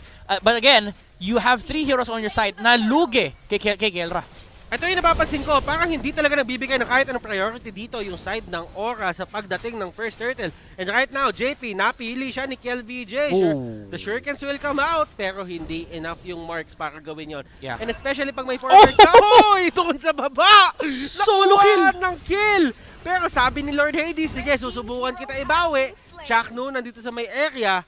And Benny Cutie, wow, nakuhaan siya ni Kelra ng isang kill. That was a solo kill, ladies and gentlemen. Even though lugi naman talaga sa matchup, pagdating ng level 4, it actually changes. Kasi si Benny Cutie, ang kailangan niya lang gawin dito is clear the waves. Pero sabi ni Kelra, MVP ka 2 linggo Alam mo, ito na yung pinag-uusapan natin. Meron 2 Azure Blade si Harith. Bakit nga ba siya meron 2 Azure Blade dito? Kasi nagpo-proc yan, sabay. Kumbaga, ano yan, isipin nyo guys na individual items yan. Na kahit 2 yung bilhin nyo, hindi lang isa yung proc, kundi 2. And those 2 items can be converted into Calamity Reaper and Thunderbelt. Napakaganda nung huli ni KLVJ against Lord Hades. Shadow kill, shuriken, kahit tumalbog pa yun sa iba, doesn't even matter. KLVJ still got the kill. Yep. And alam mo, Butters, going back do sa Thunderbelt idea ni Kelra, it's actually good against Aura-PH. Pero ang daming engagement dito, Butters. And wow! Yung plano ng Aura na pinipressure nila yung bottom lane, Execration answers it with their own pressure at mas naging successful sila doon. Yep, alam mo, sabi nila, ito pala primary win condition nyo, si Benny Cutie pala. Siya na lang, guguluhin namin kasi yung Barats sa may top lane, kahit namatayan, okay lang, wala silang pakialam. And ang daming nagamit na resources, as you can see, nagamit, actually, ilang ultimates yun? Apat na ultimates, just to take down Renjo. Barats yan. Ang ginagawa lang naman ng Barat, stay lane, keep the stacks. Pag nakuha niya na yung Guardian's Greaves, yung Guardian's Helmet, join the fights. Join the fight. M2 World Championship. Yup. Dito naman sa may turtle side, KLVJ, he's gonna try to get this turtle. At pinaproc niya yung mga shadows kasi meron din naman kahit pa paano damage dyan. Min-maxing kung ano mang meron ka doon sa may taas, may push na nagaganap, pantay na sila ng baba, 1-1 sila sa turrets. And looking at this, KLVJ, nakuha pa nila yung orange buff ni Ling. Pero alam mo, efficiency yung ginagawa ni KLVJ. Yung pagkatapos yung turtle, makaka-shadow out siya. Oh, and look at that. Reset yung turret damage. At Greed napilitang umalis. At titingnan natin kung paano siya makakatakas dito. Eto Max, nasa area na din. Meron pa ba siyang brilliance para makatakbo? Yes, meron pa. Pero grabe yung rotation na ginawa dito na side ng Aura. Napakalayo niyan from coast to coast. Pero walang mangyayaring pick-off or walang mangyayaring fight. Yep. Alam mo na, ang lupit din talaga ni Kilowash. If it was any other player, they would have chased the Haret kasi alam nila na wala naman na Summon Force eh. Even though magko-cooldown yun, kayang-kaya niya patayin yun within the time frame. Pero kasi kakakita niya ng Kichaknu. So iniisip niya na baka kahit habulin ko tong Haret, baka mapatay ko, pero mahuli naman ako ni Kichaknu. So there's a lot of risks involved there with the Benedetta trying to chase for the kill. So ang sabi ni Kilowash, disengage na lang ako. Okay, so Renjo nahuli, Chaos Darkening, ginamit lahat, binomba si Renjo. Sama mo na si Lord Hades, 0-3 si Renjo, pero ginagawa niya lang din yung trabaho niya talaga eh. Oo, alam mo, sabi ni Kelra dito, Renzo, trabaho mo rito, mamatay kasi kailangan ko mag-farm. And right now, KLVJ is trying to return the favor against Aura, pero lalaban pa rin ang Aura-PH. Ang ganda na huli ni Benny Cutie. Out! Just in time. Eto Max, nagkahulihan na. Lord Hades goes down. KLVJ gets a kill on Benny Cutie. At ang daming nawawala dito sa side ng Aura. Pero sabi ng Aura-PH dito, mas kumpleto kami. Make that a 3-for-2 trade in the favor of Aura-PH. Pero ito, tignan mo yung trademark ni Kelra. Alam kasi ni Kelra kung kailan siya lalaman at kung kailan siya mababak. Ginamit yung Zaman Force to clear the wave in the middle lane. Pero ang primary answer ng Execration dito is just to farm. Pare, you're so konyo. I'm so konyo, pare. I'm so sorry. Konyo, pare. Look at this! 4.7k on both KLVJ and Kelra. Oh, nakuha yung turtle pero nasipa si Kilowash. And Kilowash will be the target. Kelra nakuha. Nakita mo yung pinipredict niya yung dash ni Benedetta. Sabi niya, dadash na dito eh. Well, kailangan din talaga kasi tamaan. Yun yung isa sa mga downside ng Chrono Dash eh. Oo. Yes, maganda yung Chrono Dash, mabilis mag-cooldown, pero pag hindi mo natama, hindi rin mag-off cooldown. Pero yung talaga, yung Sinker Fisher, pinipredict niya kung saan dadaan si Kilowash. Kaso masyado siyang pogi. Sabi niya, sige, tira ko na lang. Oh, well, nakuha din naman yung kill. Yeah. Hindi naman nagmamatter kung na-predict niya o hindi as long as he gets the kill. Now, Benny Cutie, grabe yung pressure sa kanya and looking at his score right now, 0-3-4. Oo, this is probably the hardest game for Benny Cutie in the entire tournament. We've been seeing the shutdowns on Aura-PH, but we've never seen Benny Cutie shut down on his Alice. Right now, he's trying to recover yung nawala sa kanya sa bottom lane while Kelra is just completely snowballing. And again, the nature of this matchup, lamang ang Haret Butters. Doon sa may baba, merong pick-off na nagaganap and Renjo, mababa-flicker out lang siya. Nahuli siya nung Flowing Blood at nung root ng Alice. At sinamahan pa ng Chaos Darkening, pero dahil nga sa flicker siya ay mabubuhay. At marami ng buhay na nasalba ang flicker. Pero ngayon, nandito siya na naman at siya na naman ang pinili at siya na naman ang uhulihin. And Renjo, mauhuli siya ng Tempest of Blades. Pero still, the fact remains, ginamit mo pa rin yung Tempest of Blades. So that means, dito sa ginagawang push ng side ng Execration at doon sa gagawin nilang push sa taas, wala kang Tempest of Blades. Yeah, the thing is, Aura-PH, they're getting what they can.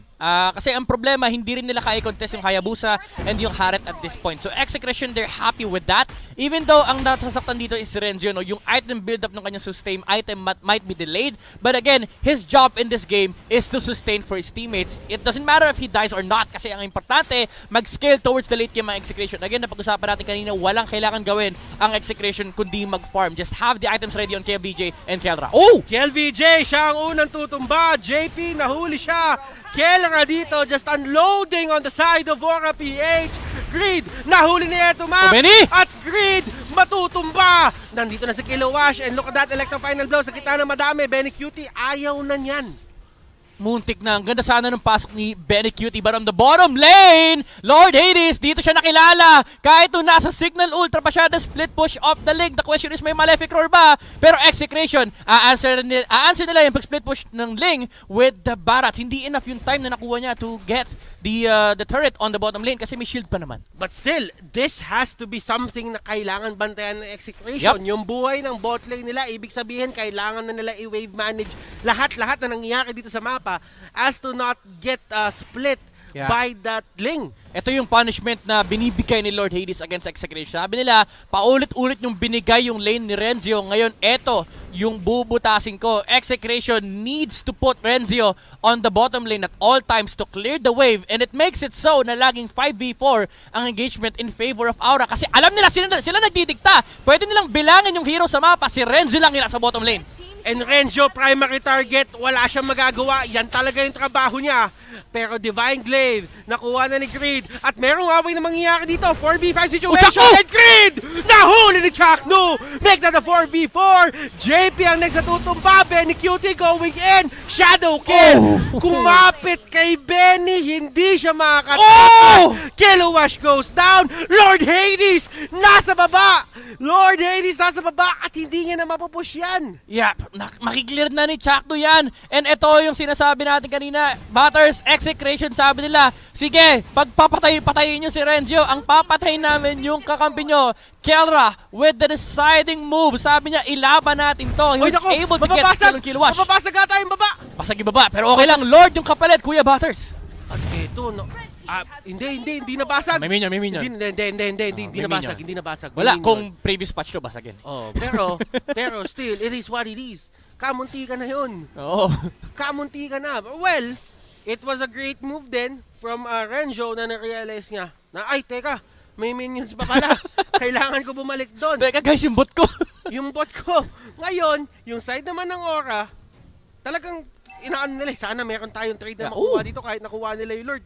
I like the choice here by Kelra. He went for Calamity Reaper. Hindi niya tinapos yung Thunderbolt kasi alam niya na hindi naman siya kaya ng Ling. Feather, Oracle to sustain against the... Feather, Oracle nagsama. Yung Oracle to sustain against the Lunox and the Holy Crystal. Para... Kasi ang different route dito is the Divine Glaive. Pero maganda yung Holy Crystal for the surge of the magic power during the Zaman Pool. And it's somewhat of it's a somewhat answer din indirectly. Para kay JD. Pero alam mo, nakita mo kung anong ginawa nila dito. Kelra just letting his talent show dito sa game na to. At si Ling nandun. Nandun na naman siya. Pumunta siya doon para mag-recall. Ang layo ng minion wave. Sabi niya, teka, ang layo pala. Hindi ko pa pala. Kailangan ko na umalis dito. Awit sa inyo, pre. Awit, Lods. May nag-call kasi, uy, Lord Hades, push mo yung bot. Pagdating niya, pre, wala namang minions, pre. Wala namang awit sa'yo. Awit sa'yo. Idolo. Alam mo, Batters, Execration dito, naghihintay na lang sila. Probably the next Lord, pero kaya nilang i-take yung natitirang dalawang towers ng Aura PH. Pero again, the next Lord is gonna be the main point of contention for these two teams. The problem is, for Aura PH, there's no real way for them to actually contest against Execration because of the existence of the Barats. Lord Hades, yung energy niya, may energy gap. Pero dahil yan, wala siyang purple buff dito. Wala siyang purple buff eh. Oh, wala siyang purple buff. Kulang, energy gap. Alam mo na, next. Kailangan maglaro ka ng champion way. Mga champion mga kasama mo eh. Energy gap, di pwede. Pag ano ka, may champion way ka, kahit wala kang purple buff. Start your day the champion way. Nice one. No need purple buff. No need purple buff. Pero kasi kailangan mo yun eh. Kasi energy is key. Oo, tama. Actually, pati si di ba? Pati si Hayabusa. Energy is key. Dapat champion way eh. Start your day the champion way. Pero champion na si LVG. Kaya lakas niya rito. Oy! Speaking of champions, Lord Hades, takbo! Hindi niya kayang patayin si Etomax. Nagtatatakbo parang akyat bahay, ladies and gentlemen. And Lord Hades, wala siyang magagawa. Kailangan niya pihitin talaga yung Tempest of Blades. And that is another opening na pwedeng gamitin ng Execration sa sarili nilang pagkuha ng fights. Walang Tempest of Blades, pwede tayo lumaban. Yep. 70 seconds. The condition now for Execration is to freeze the lane. Prevent Aura PH from getting the resources that they want. Nasipa! Nasipa! Walang Tempest of Blades. Ito yung sinasabi nating opening midnight. Grabe! Chaknu! With a Chak Mamba! Sabi niya sa mga kampi niya, pre, walang lipad to, pre! And I think yun talaga yung mismo mong naging call. Oo. Walang lipad to, pre! Walang lipad to, pre! Tara, go natin! And this looks like something Execration has dreamt about dito sa game number 2 na to. All turrets, well, not all turrets, but 2 out of 3 turrets are down sa side ng Aura base. And Execration, may freedom sila magpapasok na sa base ng Aura PH if ever they want to. But the fact remains, auto-push na yung mid at yung bot. Yeah. Oy, grabe. Si Kelra, binenta niya isang Nimble Blade, hindi niya tinapos yung Thunderbolt. He went for the Athena. Kasi alam niya na ang papatay sa kanya dito is si Lunox, pati na rin si Alice. Yung Azure Blade. Yung Azure pala. Yung Azure, yung Nimble. Kulay white yun. Yung Azure Blade, yung kulay blue. Yan. Yan si Lord. Ito na si Lord. Si Lord Hades, nandito na naman sa baba. Ang daming Lord, no? Uy, alam mo, ito lang yung tinitignan ko dyan kung paano talagang makakahuli na naman dito si Chaknu. Grabe naman yung flickering. Pero flicker yun. Na-burn. Flicker ang na-burn. But then again, since mobile naman ang isang JP with the back shot, pwede na lang siya gumulong papasok ng laban. Yeah. Although, wala siyang extra mobility para makatakas doon sa fights. That's gonna be a problem against the Harit, no? Kasi kapag nakulong kayo sa Zaman Force, kahit pa sabihin natin makagulong ka, ang daming ways for Execration para pigilan yung paggulong ni Baksha. Oy! Chakno! My goodness, with the play card! Holy secret! Chakno, what a player! Legit 100%! Yung mga bagay na ginagawa niya dito is making all the difference para sa ng Execration, and your order of brilliance hindi magiging available, and Chakno with that game-winning play. This winning moment is brought to you by Head and Shoulders. My goodness, Butters, what was that? Sabi nila, hindi objective si Lord. Natuto na kami sa match namin sa NXP. Heroes at Towers ang tinitignan ng Execration. Chak! No! Grabe. Alam mo, ito yung mga ito yung sinasabi ni Pacbet Wala na sa draft yan Nasa player yan Ito na, nasa player na talaga. Si Chakno nagpakita na. Grabe, I'm speechless. Kasi the Lord was the next objective. Alam mo, if ever ba na nandun yung Lunox, maki-clear wave niya ba lahat yun? Kaya! But the thing is, Execration, they found a window na lumabas sa base yung RAFFLE. Kasi nakita nila with the information on the map, nakita nila na wala sa base yung Execration. And even if i-defend nila yung parting na next minion wave, may Zaman Force kasi, si Kelra. Kayang-kaya nila tapusin agad yung base kasi nga naka-Feather of Heaven. Then additional attack speed, additional dashes for Kelra. Wow, goodness gracious. Chakno with one game-winning play. Dahil doon, pupunta tayo ng game number 3. A lot of team effort was put in by the side of Execration. Si Kelra then played one hell of a game. Na 1v1 duel niya doon ang isang Alice at siya pa ang nanalo. And speaking of that game, bigay natin to kay Wolf para mahimay niya sa atin kung ano nga ba yung nangyari doon sa game na yon. Wolf, take the floor.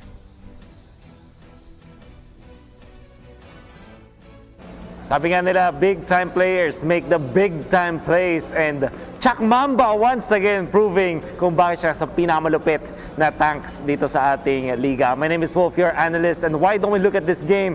The following post-game statistics are brought to you by Smart.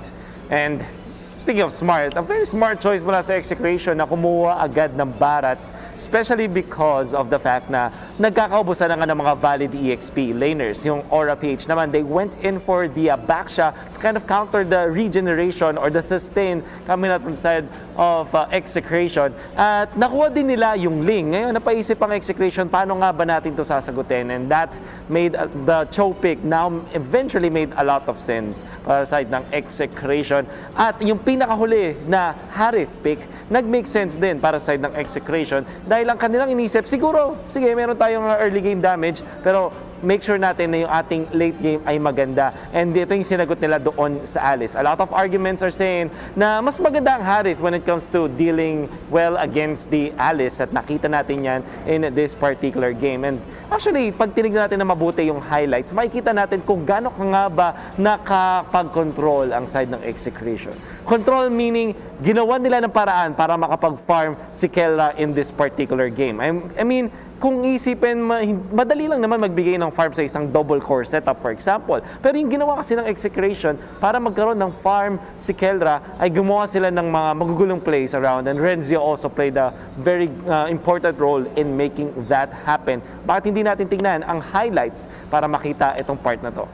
So in the early stages, do take note na ang Execration ay may mga plays na ginagawa. Like, for example, Kelra winning this 1v1 is also very important. First blood pa yan. Tapos, parang pwede siya pang mag-deny ng mga gold doon sa Alice. I mean, obviously na-trade siya. Pero yung naging overall effect nito is magkakaroon siya ng mas magandang lane doon sa may bottom lane. And yung Mpl-Ph, dahil meron silang Benedetta pati Ling, medyo required silang maghanap ng mga plays around. And doon naman naging important na factor si Kel VJ on this Hayabusa, punishing yung mga split pushes na yon. So yung Mpl-Ph, nung time na kinailangan nilang mag-group up, doon na sila na-outplay ng Execration. Another good keyword to use when studying this game is the word na peel. Kung saan nagawa ng Execration yung mga magandang pag-peel doon sa mga crucial na team fights. Ano ibig sabihin ng peel? Basically, parang hinihiwa-hiwalay hiwalay mo yung mga members na kalaban para ma-identify mo yung tamang target at mahiwalay mo siya doon sa kanya mga kampi and eventually get the better team fight. So yung Execration, meron silang ganong klaseng feel. Like for example, yung Way of the Dragon, yung Zaman Force used for the damage, Renja dahil meron siyang Detona's Welcome, all of these work wonders para makapag-peel ang Execration. Sama mo pa yung napakagandang pag-timing ni Etomax dun sa kanyang burst with the yin-yang overturn at syempre si Chakno na nakakahanap ng tamang target. Arguable din na ang Kagura ay magandang way para pigilan ng isang Lunox dahil dun sa kanyang combo na pwede niyang i-burst down ng isang Lunox, and that's what we saw. And by the way, this play, di na kailangang i-explain. Chakno with a wonderful usage of the Way of the Dragon once again. At hindi lang naman yan yung magandang play coming out from Chakno himself. All throughout yung kanyang presence sa mapa with 79% of the kills na nagiging parte siya. 1, 1, and 10 with 63,000 damage taken.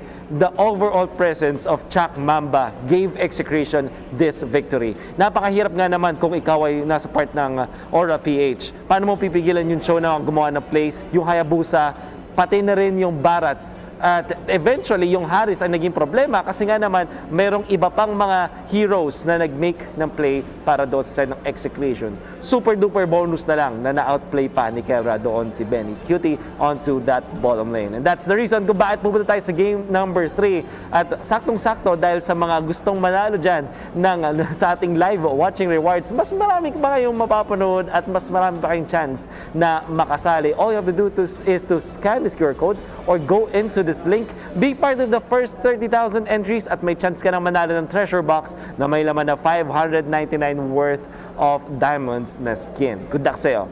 Again, that has been game number 2. I'm excited for game number 3.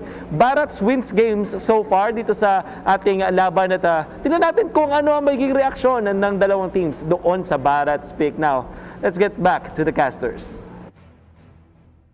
Maraming salamat, Wolf. And it's all about Barats ngayong araw na to. Well, ngayong series na to. Welcome back to the Casters Desk. And kung nakalimutan nyo na kami ang inyong casters, ako si Butters, ang inyong anchor. Kasama ko yun si Midnight, ang inyong analyst. So, Midnight, game number 3. And this is going to be interesting kasi nagkabatuhan na ng bala at nagkabatuhan na ng plano yung parehong team dito. So if you're RAFFLE, how do you deal with that loss? Kasi nakita naman natin na dominant or dominating yung pagkakaroon ng victory doon ng side ng Execration. I think you deal with the loss by thinking of what are the possible options for the draft on game number 3. Kasi sinabi nga ni Wolf, no, si Barats yung nagiging dito, yung nagiging key component to whoever wins the game. And the thing is, it's been out or it's been introduced to the meta because counter to. Hindi naman hard counter, pero it's an answer to the kings of the meta right now. Like for example, sila Kufra, hindi naman si Kufra, si Ling, Lancelot, even the Grangers kasi kaya i-sustain talaga, and with the Detona's Welcome nakaka-irita for the side laner. So I think it's a contention of Barats at this point for RAFFLE and Execration. So I think for RAFFLE, I think meron silang dito, no? Meron silang choice kung saan sila sa side. If they get second pick, dapat kunin nila yung Barats. This is interesting indeed.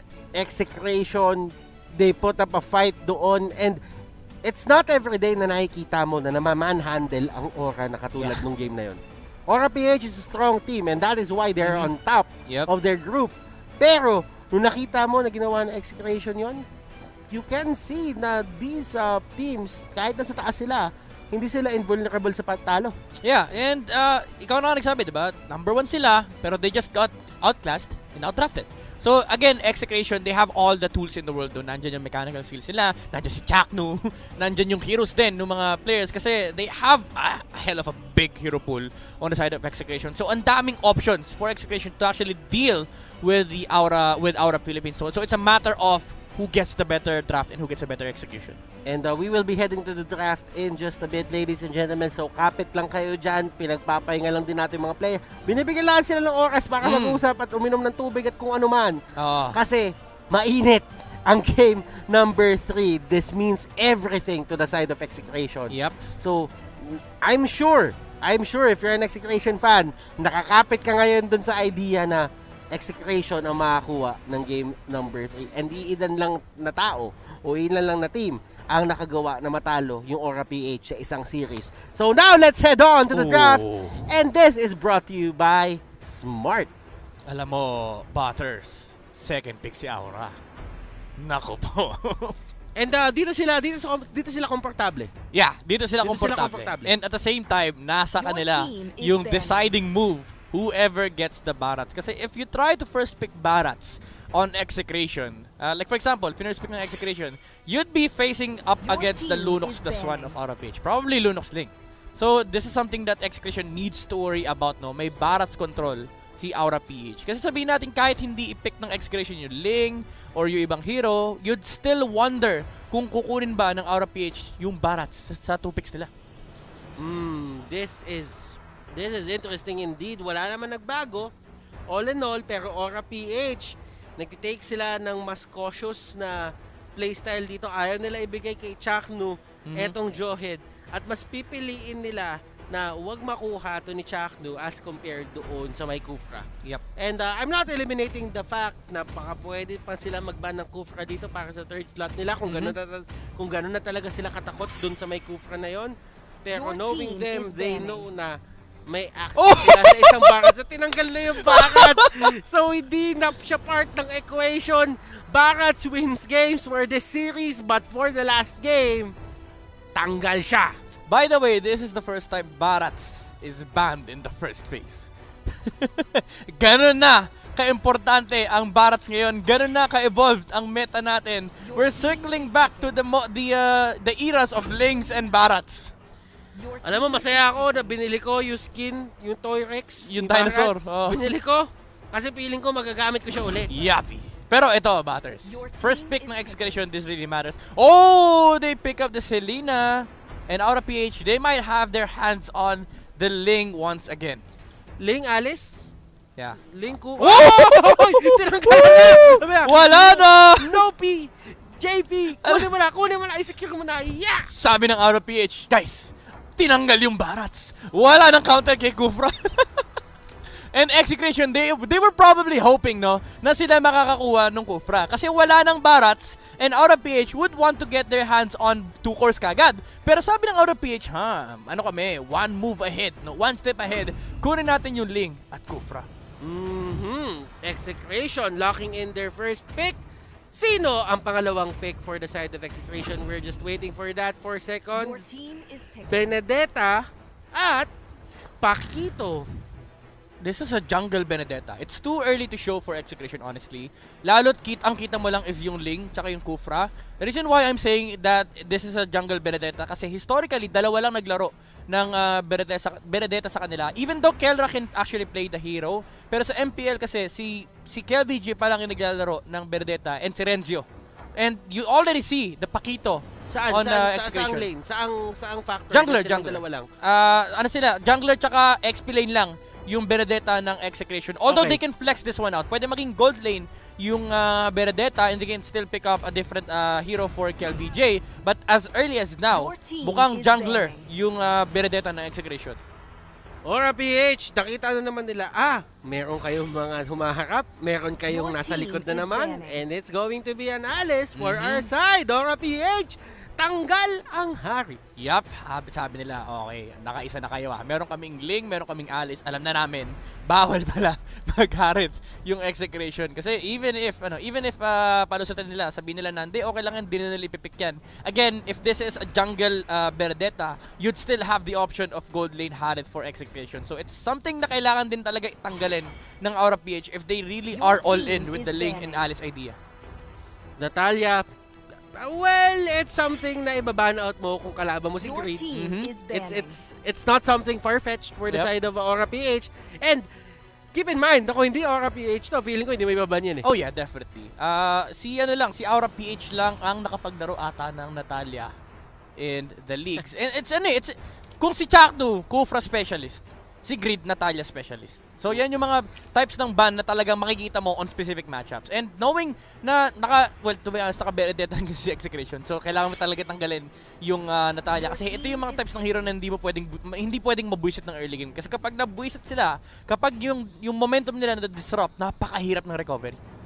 Aura PH, Kilowash, hindi tinanggal. Kinuha na nila yung Kagura and hindi yun magiging option para sa side ng Execration. Well, I do think na malaki pa rin ang possibility na may possibility pa rin naman na kahit hindi nilaro ni Kelra all throughout the season yung Benedetta. Pwede pa rin naman. Pwede pa rin naman. It's something na pwede mong gamitin for Aura PH kasi technically sila din naman may mga ginagawa silang on-the-fly adjustment na baka hindi mo rin i-expect. Yeah. But the thing is, Execration, if they are still to pick a jungler, it's only the Granger. I don't like Hayabusa here because of the Kufra. Oh! Never mind. Okay, ito yung Grok. It's something that we could have expected kasi nilaro na ni Chuck na to. And the question is this a jungle Claude? Or gold lane Claude? Di pa tayo sure. Pero kung jungle Claude to, medyo mahihirapan sila doon sa momentum ni Aura PH. Mas nagli-lead towards ako sa gold lane Claude. Gold lane Claude, kay Kelra. Kasi mas nakikita akong ginagamit ni Kelra. Etong hero na to. And given the fact na kumuha ka ng isang Grok, parang mas magiging maganda kung magkasama ka ng Grok Benedetta. Actually. Grok Benedetta, yeah, that's correct. Now, Samsung huling pili ng Aura PH and sturdy ang kanilang lineup dito. They have proper burst of damage din and a lot of sustain coming out from their side. Yeah, and Kilowash, he's a TAM specialist. Remember, back in Season 3, he was touted as the best TAMS player and right now, they have may ganun talaga. May ganun talaga. Sila din naman yung humawak ng for the side of Aura pala. But smart.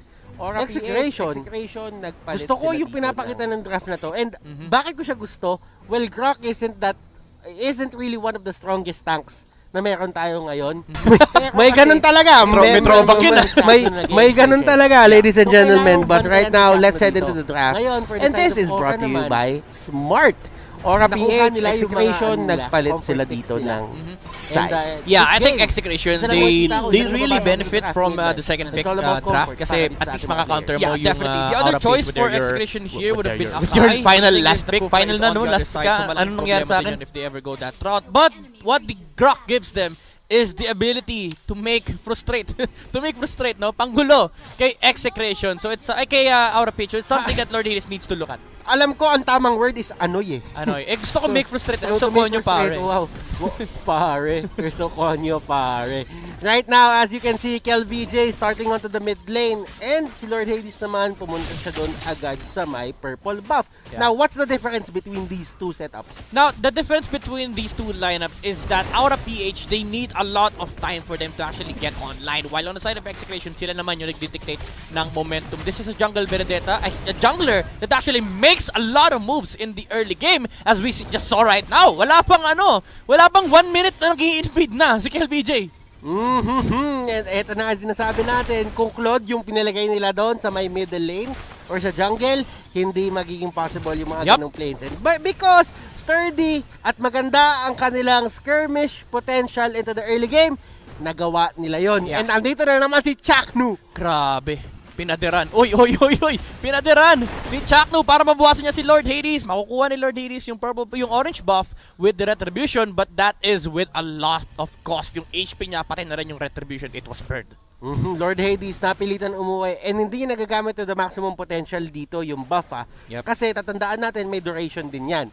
Ngayon, it takes time para makauwi ka sa base mo sa recall and it takes time din para makabalik ka. Although mas mabilis si Lord Hades, mas trip mo na palo ka na lang ng palo. Yeah, kasi you're getting delayed. You need a lot of levels on the link. Renzio, being in a 1v2 situation in the top lane, okay lang yan, it's a pakito. Pero ang kailangan natin tignan dito, Battles, is yung bilis ng rotation ni Benedetta. Ay, nako, tinamaan ng pana! JP goes down! Wow, Kilowash! Wala siyang magagawa doon sa panahon na yon. Yep. Walang pantakas at that time si JP and hindi rin kasi naging enough yung HP niya to use the flicker out. Pero even walang takas eh. Wow! Nakita mo ba yun? Crack Black Eto Max connection. Oo, grabe naman to Execration. Larong-laro ang Execration. Now they They set their eyes onto the next objective, which is the turtle, and the trade will be the purple buff of Ling. Pero okay lang yan as long as Execration, they're the ones dictating the objective on the map. Nahuli si Kelra dito and nabantayan siya, wala ng BMI, pero Benny Cutie and Grid. Medyo nag-ano sila din ha, nag-hesitate sila na pasukin si Kelra. Actually, nagpalit ng base. Sabi ni Kelra, dito ako, kasi pababa sila eh. Akala ng aura pababa yung Claude, pero nag-BMI palayo. Pero okay lang, they're still able to secure the kill here onto the Claude. But again, the main problem here is the presence of the Benedetta. Tingnan mo ba sa aga, nag-i-invade. Ayaw na niya sa jungle niya. Okay, so ngayon, napapansin nyo, yung level factor netong dalawang jungle na to, pero mamaya na pag-usapan yan. Look at that connection, Grid goes down, eto Max nagwawala, dash out, dalawang beses yon. Now, bakit nagiging importante tignan natin yung levels ngayon ni KLVJ at ni Lord Hades? Level 4 si Lord Hades dito, kakuha niya pala ng Tempest of Blades, meron ng flash potential. Yep. Si KLVJ naman at level 6. So that only means mas mataas yung retribution, mas maganda yung retribution damage na pwede ma-secure ni KLVJ as compared kay Lord Hades. Yep, in theory, Execration should always get the buffs here or the objectives for their side kasi si KLVJ, it's a Benedetta versus Ling and naturally it outmatches the damage output of the Ling. Benny Cutie on the bottom lane, delikado pwesto na harangan. Grabe yung ginawa ni Benny Cutie doon. Nag-iikot-ikot siya. Hindi niya pinaalam kung saan siya pupunta. Ginulo niya muna lahat ng members ng EXE. Saan ka ba talaga pupunta? Nabaliw sila, Kuya Batters eh. Pero ito, Execration, ang nakakabaliw, 2,000 gold lead is in the hands of Execration. And again, this is a lineup that moves faster and scales well into the late game as well dahil meron pa silang Claude. Nakuha na ni Lord Hades yung kanyang purple buff niya. Pero Chakno, binibwisit niya na talaga si Ling. Nasa pader na. Kuya Batters, winal-charge pa para na mabawasan yung Bakit costly yung nangyaring yon for the side of Lord Hades? Napilitan siya gamitin yung retribution niya dun sa purple. Ang nangyari, yung turtle ngayon, 5 seconds na lang. Yung retry niya, nasa 16 seconds, 14 seconds. Fine, look at that! Grid! Nahuli! Tutumba siya! JP! What? Yung mga tanks natin dito gumagawa ng sariling pangarap! Grabe! Kung si Chakno nagpakita nung Game 2, this time around, Game 3, si JP naman daw. KLVJ was prevented from using the electrified blow kasi nakapag-setup si JP. Napakaganda nung gamit nila ng harang doon. Pero, ang ganda ring sagot! Grabe si Chakno! Gumagawa ng sariling pangarap nandoon sa may baba. May turtle na mababa na yung buhay. And KLVJ, may ganun talaga. This is for the taking. May ganun mukhang magpupush pa ng turret sa baba yung Execration dito. Grabe, yung mga tanks natin for both of these teams, they really are stepping up. JP giving Aura a chance to fight head-on in the middle lane, pero sabi ni Chakno, iba ang aking plano. Si Lord Hades ang aking tinitignan. Execration, nag-rally sila dito. This is a 4K gold lead, 3.5K gold lead. If my math is correct, quick maths, tinapon ko lang yan. Sakto, 3.4. Galing Waters. Ayos yun. Ngayon, nagulat ako, tumama ako sa mata. Hanggang ngayon, tama sagot mo. Napakalupit mo. Oo nga, napakalupit ko. Pero, eto tingnan natin yung mapa ngayon kung paano sila gumagalaw. Yung Execration, kung napapansin nyo, nasa may gitna sila. While si Chakno, nandito siya sa same place as that purple buff. KLVJ, nahuli, hindi nagmamatter. As he will actually just survive. Yeah, alam mo, makakuha pa sila ng kill. Alam mo yung moves kasi ng RAFFLE dito naka-based kay Ling, no? Yung capability ni Lord Hades to fight. So ang ginagawa ng Execration, ginugulo lang ni Chakno yung Ling habang gumagawa sila ng sarili nilang plano. Kumbaga may dalawang plano yung Execration pero nagbe-blend yung dalawang plano nila. And titingnan mo yung damage, yung gamit, hindi damage, yung gamit dito ni Benedetta. Papunta siya sa Bloodlust Axe. And okay lang na kumuha siya ng Bloodlust Axe ngayon kasi alam niya na ang laki ng kalamangan nila and sabihin natin mag-Bloodlust Axe siya dito. Yung damage output na pwede gawin ng Crack at ni Eto Max, napakataas din. Na baka hindi niya na kailanganin yung extra damage item na yun. Ang kailangan niya rito is to sustain the fights kasi napakaraming damage na pwedeng lumabas from Execration. So I think it's the right call. Hindi siya nag-double down. Chakno! Oh my goodness, sino nakakuha? I think it's KLVJ. Naku po, wala na namang purple buff. Si Lord Hades, taggutom yung Ling, Kuya Butters. And if you're a Ling specialist, alam na alam mo din kung ano yung mga bagay na makakapag-annoy at makakapag-disrupt sa isang Ling. So ito yung pinapakita ngayon ng side ng Execration. Lahat ng mga bagay na ayaw nilang makuha ng Ling, hindi nila binibigay. Yep, kinukuha lang nila. Kelra! My goodness, with the Blazing Do with full damage, yung tinangke ni Alice, and that results into objective. Very nice control of the tower area here by Execration. Execration, naaamoy na nila yung posibilidad na pwede mangyari pag napanalo nila tong game na to. And ML si Kuya Chakno. JP binatuan ng payong pero para siya'y protektahan. Green will go down the process. Siya na lang yung tumulong, siya pa yung nadamay. KLBJ, nakita niya si Ling, tumatawid. Sabi niya, pre, may balak mag-purple buff pero wala pa. Mamaya pa yung purple buff. And this is interesting, quite interesting for the side of Execration.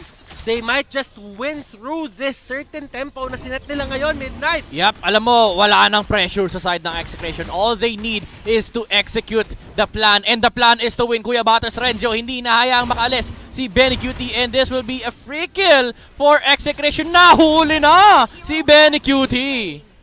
Benny Cutie, na shutdown siya ng todo. Kilowash, nakikipaglaban kay Kelra. And Kelra ng BMI. Yun lang. hindi lumusot dun sa kabila eh. Oo, kinapos. Nauntog yung nauntog si Dexter. Pero in theory, makakatakas dapat siya. But just because of a miscalculation doon sa may distance, talagang hindi na nakalusot si Renzo. Grabe, sustain. Sinapaksapak, sabi niya, kanina nung bakats ako, pinagpapatay niyo ako. Eto na ako, the people's champion. In-uppercut lahat. Oo, praktisado. Skill wash na untog dito sa pader. Pana, hindi na tama. Pero, Kuya Butters, si KLBJ, tignan mo, nagnanakaw yung hari. Alam mo, si KLBJ. Baka pwede siyang tawaging the king of the jungle. Pwede, no? Si Tarzan na siya. Sabi niya, kayamanan ko to eh. Si Tarzan na yan, hindi na si KLBJ yan. Mamaya sisigaw na yan. Si Tarzan na yan. Pero, going back into the game, 10-3 ang score natin. 7K gold lead. Well, 6.3. Hindi, ano? 6.2. 6.2. Nice. 6.2K. Quick math. Yan. Hindi, 5.2 yan. 5.2 ba yan? 5.2. Kaya nga ako nag-caster eh. But still, remember, Chakno, nahayakap niya yung mga tao dito. Green makakatakas, pero yung crack block ay hindi makakapagpigil. Grabe naman yun. Pero grabe yung... The Red Sea. The Great Divide. The Great Divide, kumbaga, umangat yung tubig. Nung dumaan yung pana, walang gusto matamaan. Si Max pala si Moses. Naku po, eto na mga kaibigan. This is RAFFLE not contesting the Lord, and malaking bagay ang sinasabi nito.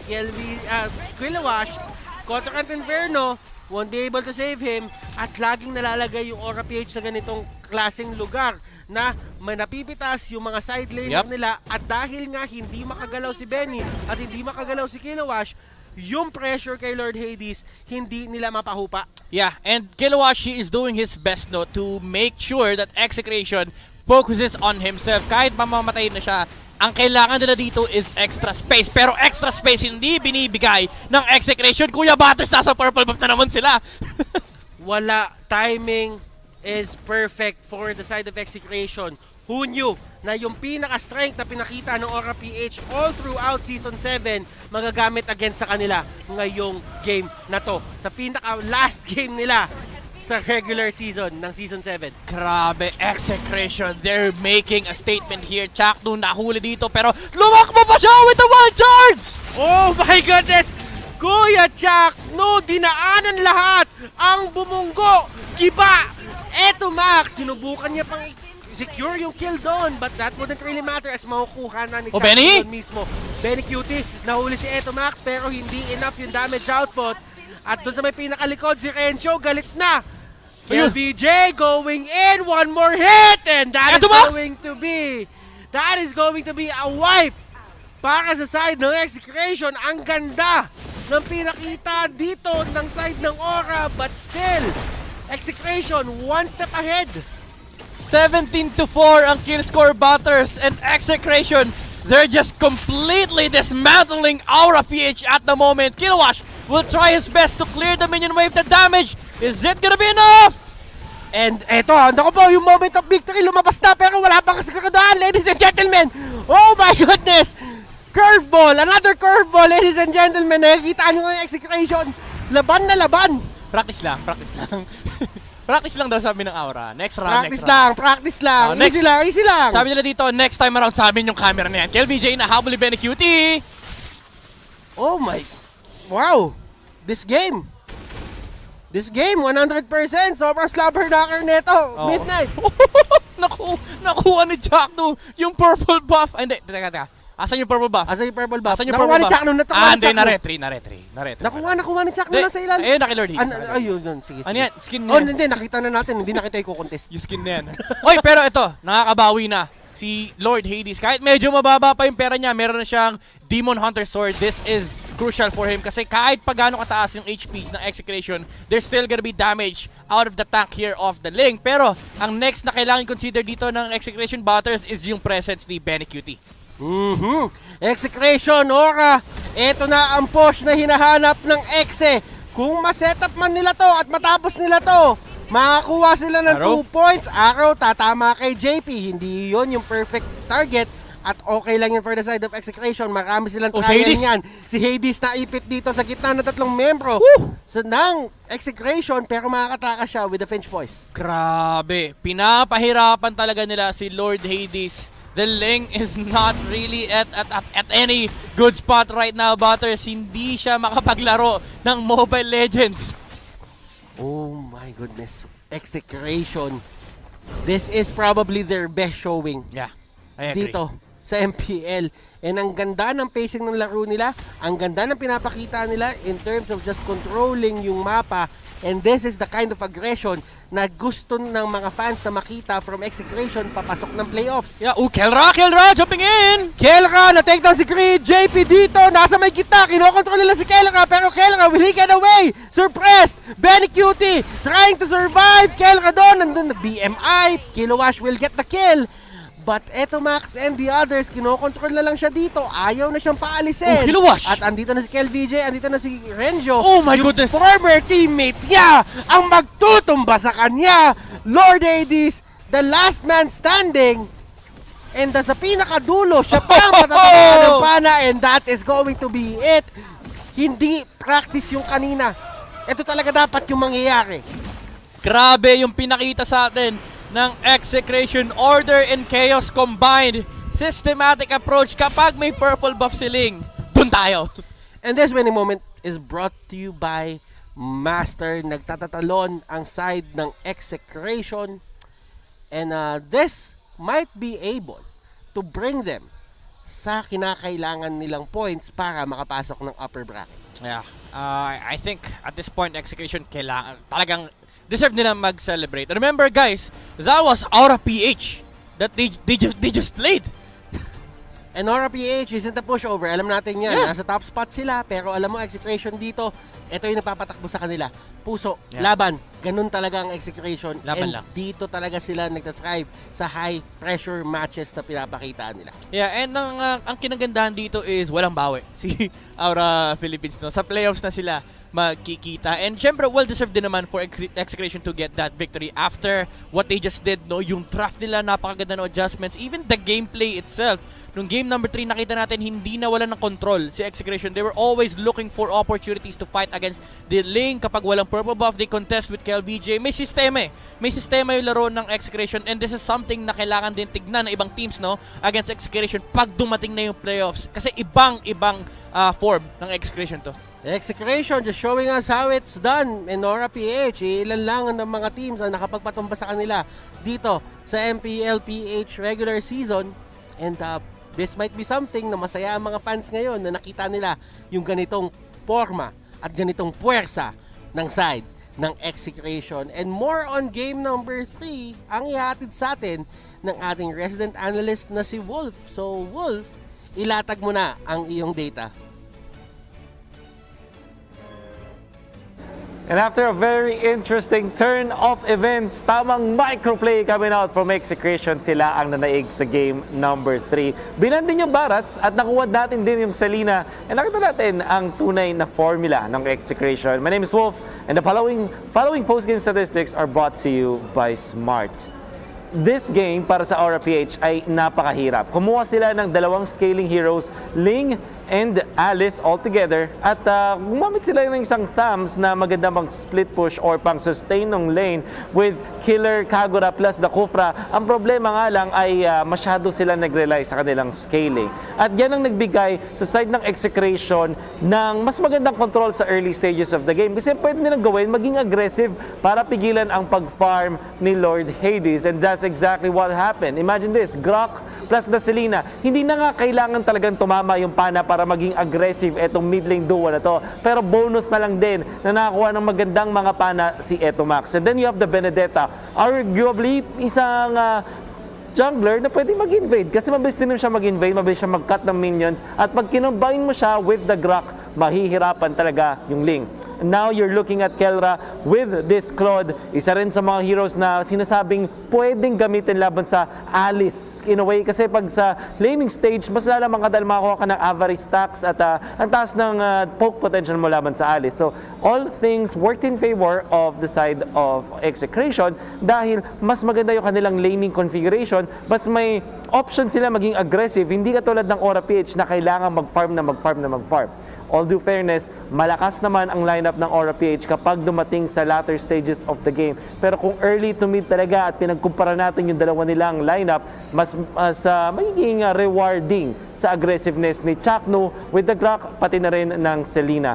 And actually, napaka on point ni Chakno in this particular game. Hindi ako magulat kung siya na rin ang magiging MVP. But hindi natin panoorin ang mga highlights na to find out and really realize kung gaano kaganda ang control ng early game ni Chakno with Etomax, KVJ, and Chakno. We were talking about this. Etong trio na to ang lakas mag-invade at mahihirapang huminga si Lord Hades in this particular game. I mean, many points in this game. Yung mga pana na sobrang crucial ay nakikita natin mula sa side ng Execration. Ang ganda ng kontra ni JP in that usage of the ultimate. Kaso si Kelra, pati na rin si KVJ, freely roaming around. Ang ganda ng decision ng Execration na habulin palagi ni Claude yung lane kung nasan si Alice. Kasi alam nila na mas lamang sila. Tapos nakakuha sila ng extra pick-up with this arrow. Kelra, knowing na pwedeng itapat ng RAFFLE kay Claude ay yung vengeance thumbs, yun yung tamang decision dito ng RAFFLE. But it might have been too late. Kasi nangyayari, pwede siyang apatin ng members ng Execration katulad na nangyayari ngayon. Ang problema kasi dahil hindi naka-establish ng map control ang RAFFLE in the early stages of the game, lagi silang kailangan magdepensa ng mga minions. At ito yung tinake advantage ng Execration. Yung greedy fire, and by the way, what a knock-up coming out from Chakno. Yung idea na ang Aura ay lagi dapat nagpa-farm with the Alice, pati na rin yung Ling at kailangan nilang laging tinutulak yung lane. Ito yung tinake advantage ng Execration. Kasi naman sila, meron silang Pakito, meron silang Grok, meron silang Benedetta, pati na rin ng Selena, which kind of meant na meron silang mga heroes na malakas sa pag-punish ng mga farmers. So, all I'm trying to say here is, yung Execration, dahil lumamang sila sa map control sa early stages, dun na hindi nakahanap ng magandang farm ang RAFFLE at tamang-tamang timing gamit ang ultimate ni Chakno para nga naman maging late yung winter truncheon ng Alice at dun na nga siya napatay. There will be a play na magsi-split push dito si Lord Hades. Kaso nakita ni Etomax, eto na lang yung pupuntahan mo at itinama niya yung pana sa dulo. Kasama na rin ng pana na to kay Kiluwash para na rin hindi mamatay si Chakno. Nakikita niyo yung juggle at yung micro ng Execration, and that winning play for sure ay hindi natin makakalimutan. MVP of the game, that is Etomax on that wonderful Selena play. 65% kill participation at syempre ang never nating mame-measure na impact plays dahil sa kanyang malulupit na pana. And it kind of feels like in this weekend na meron tayo, Selena ang pinaka-importante at pinaka-crucial na hero sa ating meta we will definitely pili be ng RAFFLE excited and for the next series. sturdy ang Ito, kanilang Omega lineup win. dito. Two of They the have teams proper na burst of kayang damage gumamit ng din. Selena. And What will happen in a that lot of particular sustain series coming and out from their but side. for Yeah, this particular and one, Kilowash, nakita na he's a natin time ang specialist. pagkapanalo ng Remember, back in Execration. Season 3, he Of was course, touted as kung the meron best kayong gusto pang Thumbs makuha player, mga and treasure right box now, must they skins have their to worth hands on the Thumbs 599 spell diamonds. pinsan. All you have to do is to Sila din naman yung humawak ng for the side of Aura pala. Good luck sa inyo. Execration. I know Gusto na ko yung medyo pinapakita ng next graph na series, to. but And I was bakit so ko siya happy gusto? of this Well, particular Croc isn't turnout ng ating series. isn't really one of the strongest tanks na meron tayo ngayon. Pero kasi, ito yung mga hero ni Chakno na nag-excel siya. MPL. So, kailangan mo bantayan si Chakno dito. Ngayon, for the side of Aura naman, win against the top 1 team. nakuha nila yung mga ano nila, and I think comfort that picks is nila. amazing. We And, also see a lot this of good game, plays from both isa lang teams. nakikita ko, isa lang Ito nababasa ko cheese sa draft picks. midnight. And I cannot It's all wait about to see comfort more para dito sa ating mga players. next Yeah, series. definitely. The other Before choice that, for why don't Execration we here would have been back to the Akai, casters but the to thing is, the summarize Kufra is that on the other series. side, so malaking problema din yun if they ever go that route. But what si the Wolfgang Grok with gives the them resilience is of the these ability teams. to make frustrate, Nagising na to make frustrate, ang mga no? Ang gulo natutulog na dragon kay Execration. dito sa So it's MPL kay Aura-Ph, it's something that Lord Season Hades needs to look at. Alam ko ang tamang word is Final ano thoughts eh. about the gusto ko make frustrate. Gusto ko nyo pare. Pare. You're so Alam mo, corny, pare. it's Right now, as you can see, KABATANG starting onto the mid lane. And si Lord going Hades naman outside of the pumunta meta siya right agad now. sa may Nagiging purple meta buff. kasi yung mga Now, what's the players. difference For between example, these Barat. two setups? Now, the thing difference is, between how these they two use how you lineups utilize is that them. Aura-Ph, they need a lot of support. time for them to Yung, actually get Barat, online. it's While on the really side of how you Execration, sila naman yung place that nagdidictate hero in the ng game. momentum. This is Ginagawa a jungle niya, Benedetta, ginagawa a niya. jungler Yung that actually number makes a lot of moves in the early game. As we just saw right now, wala pang ano, wala pang 1 minute na nag-i-infeed na si KLBJ. Ito na nga sinasabi natin, kung Claude yung pinalagay nila doon sa may middle lane or sa jungle, hindi magiging possible yung mga ganong plays. But because sturdy at maganda ang kanilang skirmish potential into the early game, nagawa nila yon. And andito na naman si Chakno. Grabe, pinadiran. Oy, pinadiran ni Chakno para mabawasan niya si Lord Hades. Makukuha ni Lord Hades yung orange buff with the retribution, but that is with a lot of cost. Yung HP niya, pati na rin yung retribution. It was burned. Napakasim Lord Hades, napilitan umuwi and hindi nagagamit to the maximum potential dito yung buff Kasi tatandaan natin may duration din yan. Ngayon, it takes time para makauwi ka sa base mo sa recall and it takes time din para makabalik ka. Although mas mabilis si Lord Hades, mas trip mo na palo ka na lang ng palo. Yeah, kasi you're getting delayed. You need a lot of levels on the link. And they're enabling yung mga cores netong side ng Execration. Yeah, tama yung sinabi mo na nagising. Kasi for the first few weeks of Execration, it was mostly KLBJ storyline na parang kaya ba niyang buhatin yung Execration, kaya ba talagang mag-group up ng Execration. Pero nung mga last few weeks na nakikita natin, nagsishine up na talaga lahat ng players. At kausapin natin ngayon yung mga winners. Babalik natin to kay Mara. Execration with the right execution. Dahil sa kanilang panalo, nakakuha sila ng 2 puntos at may chance pa rin sila makakuha sa ating upper bracket. And it's now time to talk to the winning team. Here with us, si Etu Max. Hi! Congratulations! Hindi kita masyado marinig. Pwede mo up yung volume mo? Hello? Ayan, Hello? lapit ka lang sa camera. So, Hello. sarap panoorin nung celebration nyo, nung nanalo kayo. Alam nyo, itong Execration talagang mechanically gifted kayo. Dami yung napipick off. Muntik nyo na matapos yung laban at 12 minutes dun sa ating Game 3. Ano sa tingin mo yung naging win condition nyo dun sa laban na yon?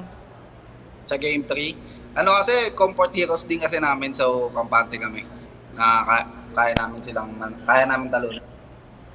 For your sake, kailangan ng Bren mas-sweep ang Omega. Pag nangyari yon, pantay kayo sa 20 points and then magkakaroon kayo, Omega and Exe, ng best of 1 series. So, hindi pa tayo pwedeng mag-relax. Kung meron kayong iibahin sa approach nyo, ano yon? Ngayon kasi, parang nakukuha na namin yung tamang timpla nung team. Di ba, mga early games namin, medyo nakakapapa kami sa chemistry. Tsaka nag-adjust pa kami sa meta. Etong ngayon, yung mga past games namin, sobrang comfort na namin maglaro. Tsaka, sobrang ganda na nangyayari sa team namin. Same siguro yung magiging approach namin sa Omega. Kung ano yung mga pinapractice namin, ganun ba din. Parang magiging best friends nyo na ang Bren ngayon. May mensahe ba ka? May mensahe ka ba sa Bren? Ate, wala naman, di ko naman sa pinipressure yung Bren ha, pero kaya niyan. Matik ka, may tiwala ko sa Bren, alam na ang Bren yan. Kapatid na lang. Siguradong nagwawala rin ang mga fans ng Execration. Ano ang mensahe mo sa lahat ng mga manonood ngayon? Sa mga fans sa supporters ng Execration, maraming salamat sa pagsuporta sa amin, manalo matalo. Sa through ups and downs, andyan pa rin kayo na nagsusupport sa amin. Never kayong nawalan ng pag-asa para na supportan yung team namin. Yung maraming salamat sa lahat. Abangan nyo sa playoffs guys, mas gagalingan pa namin.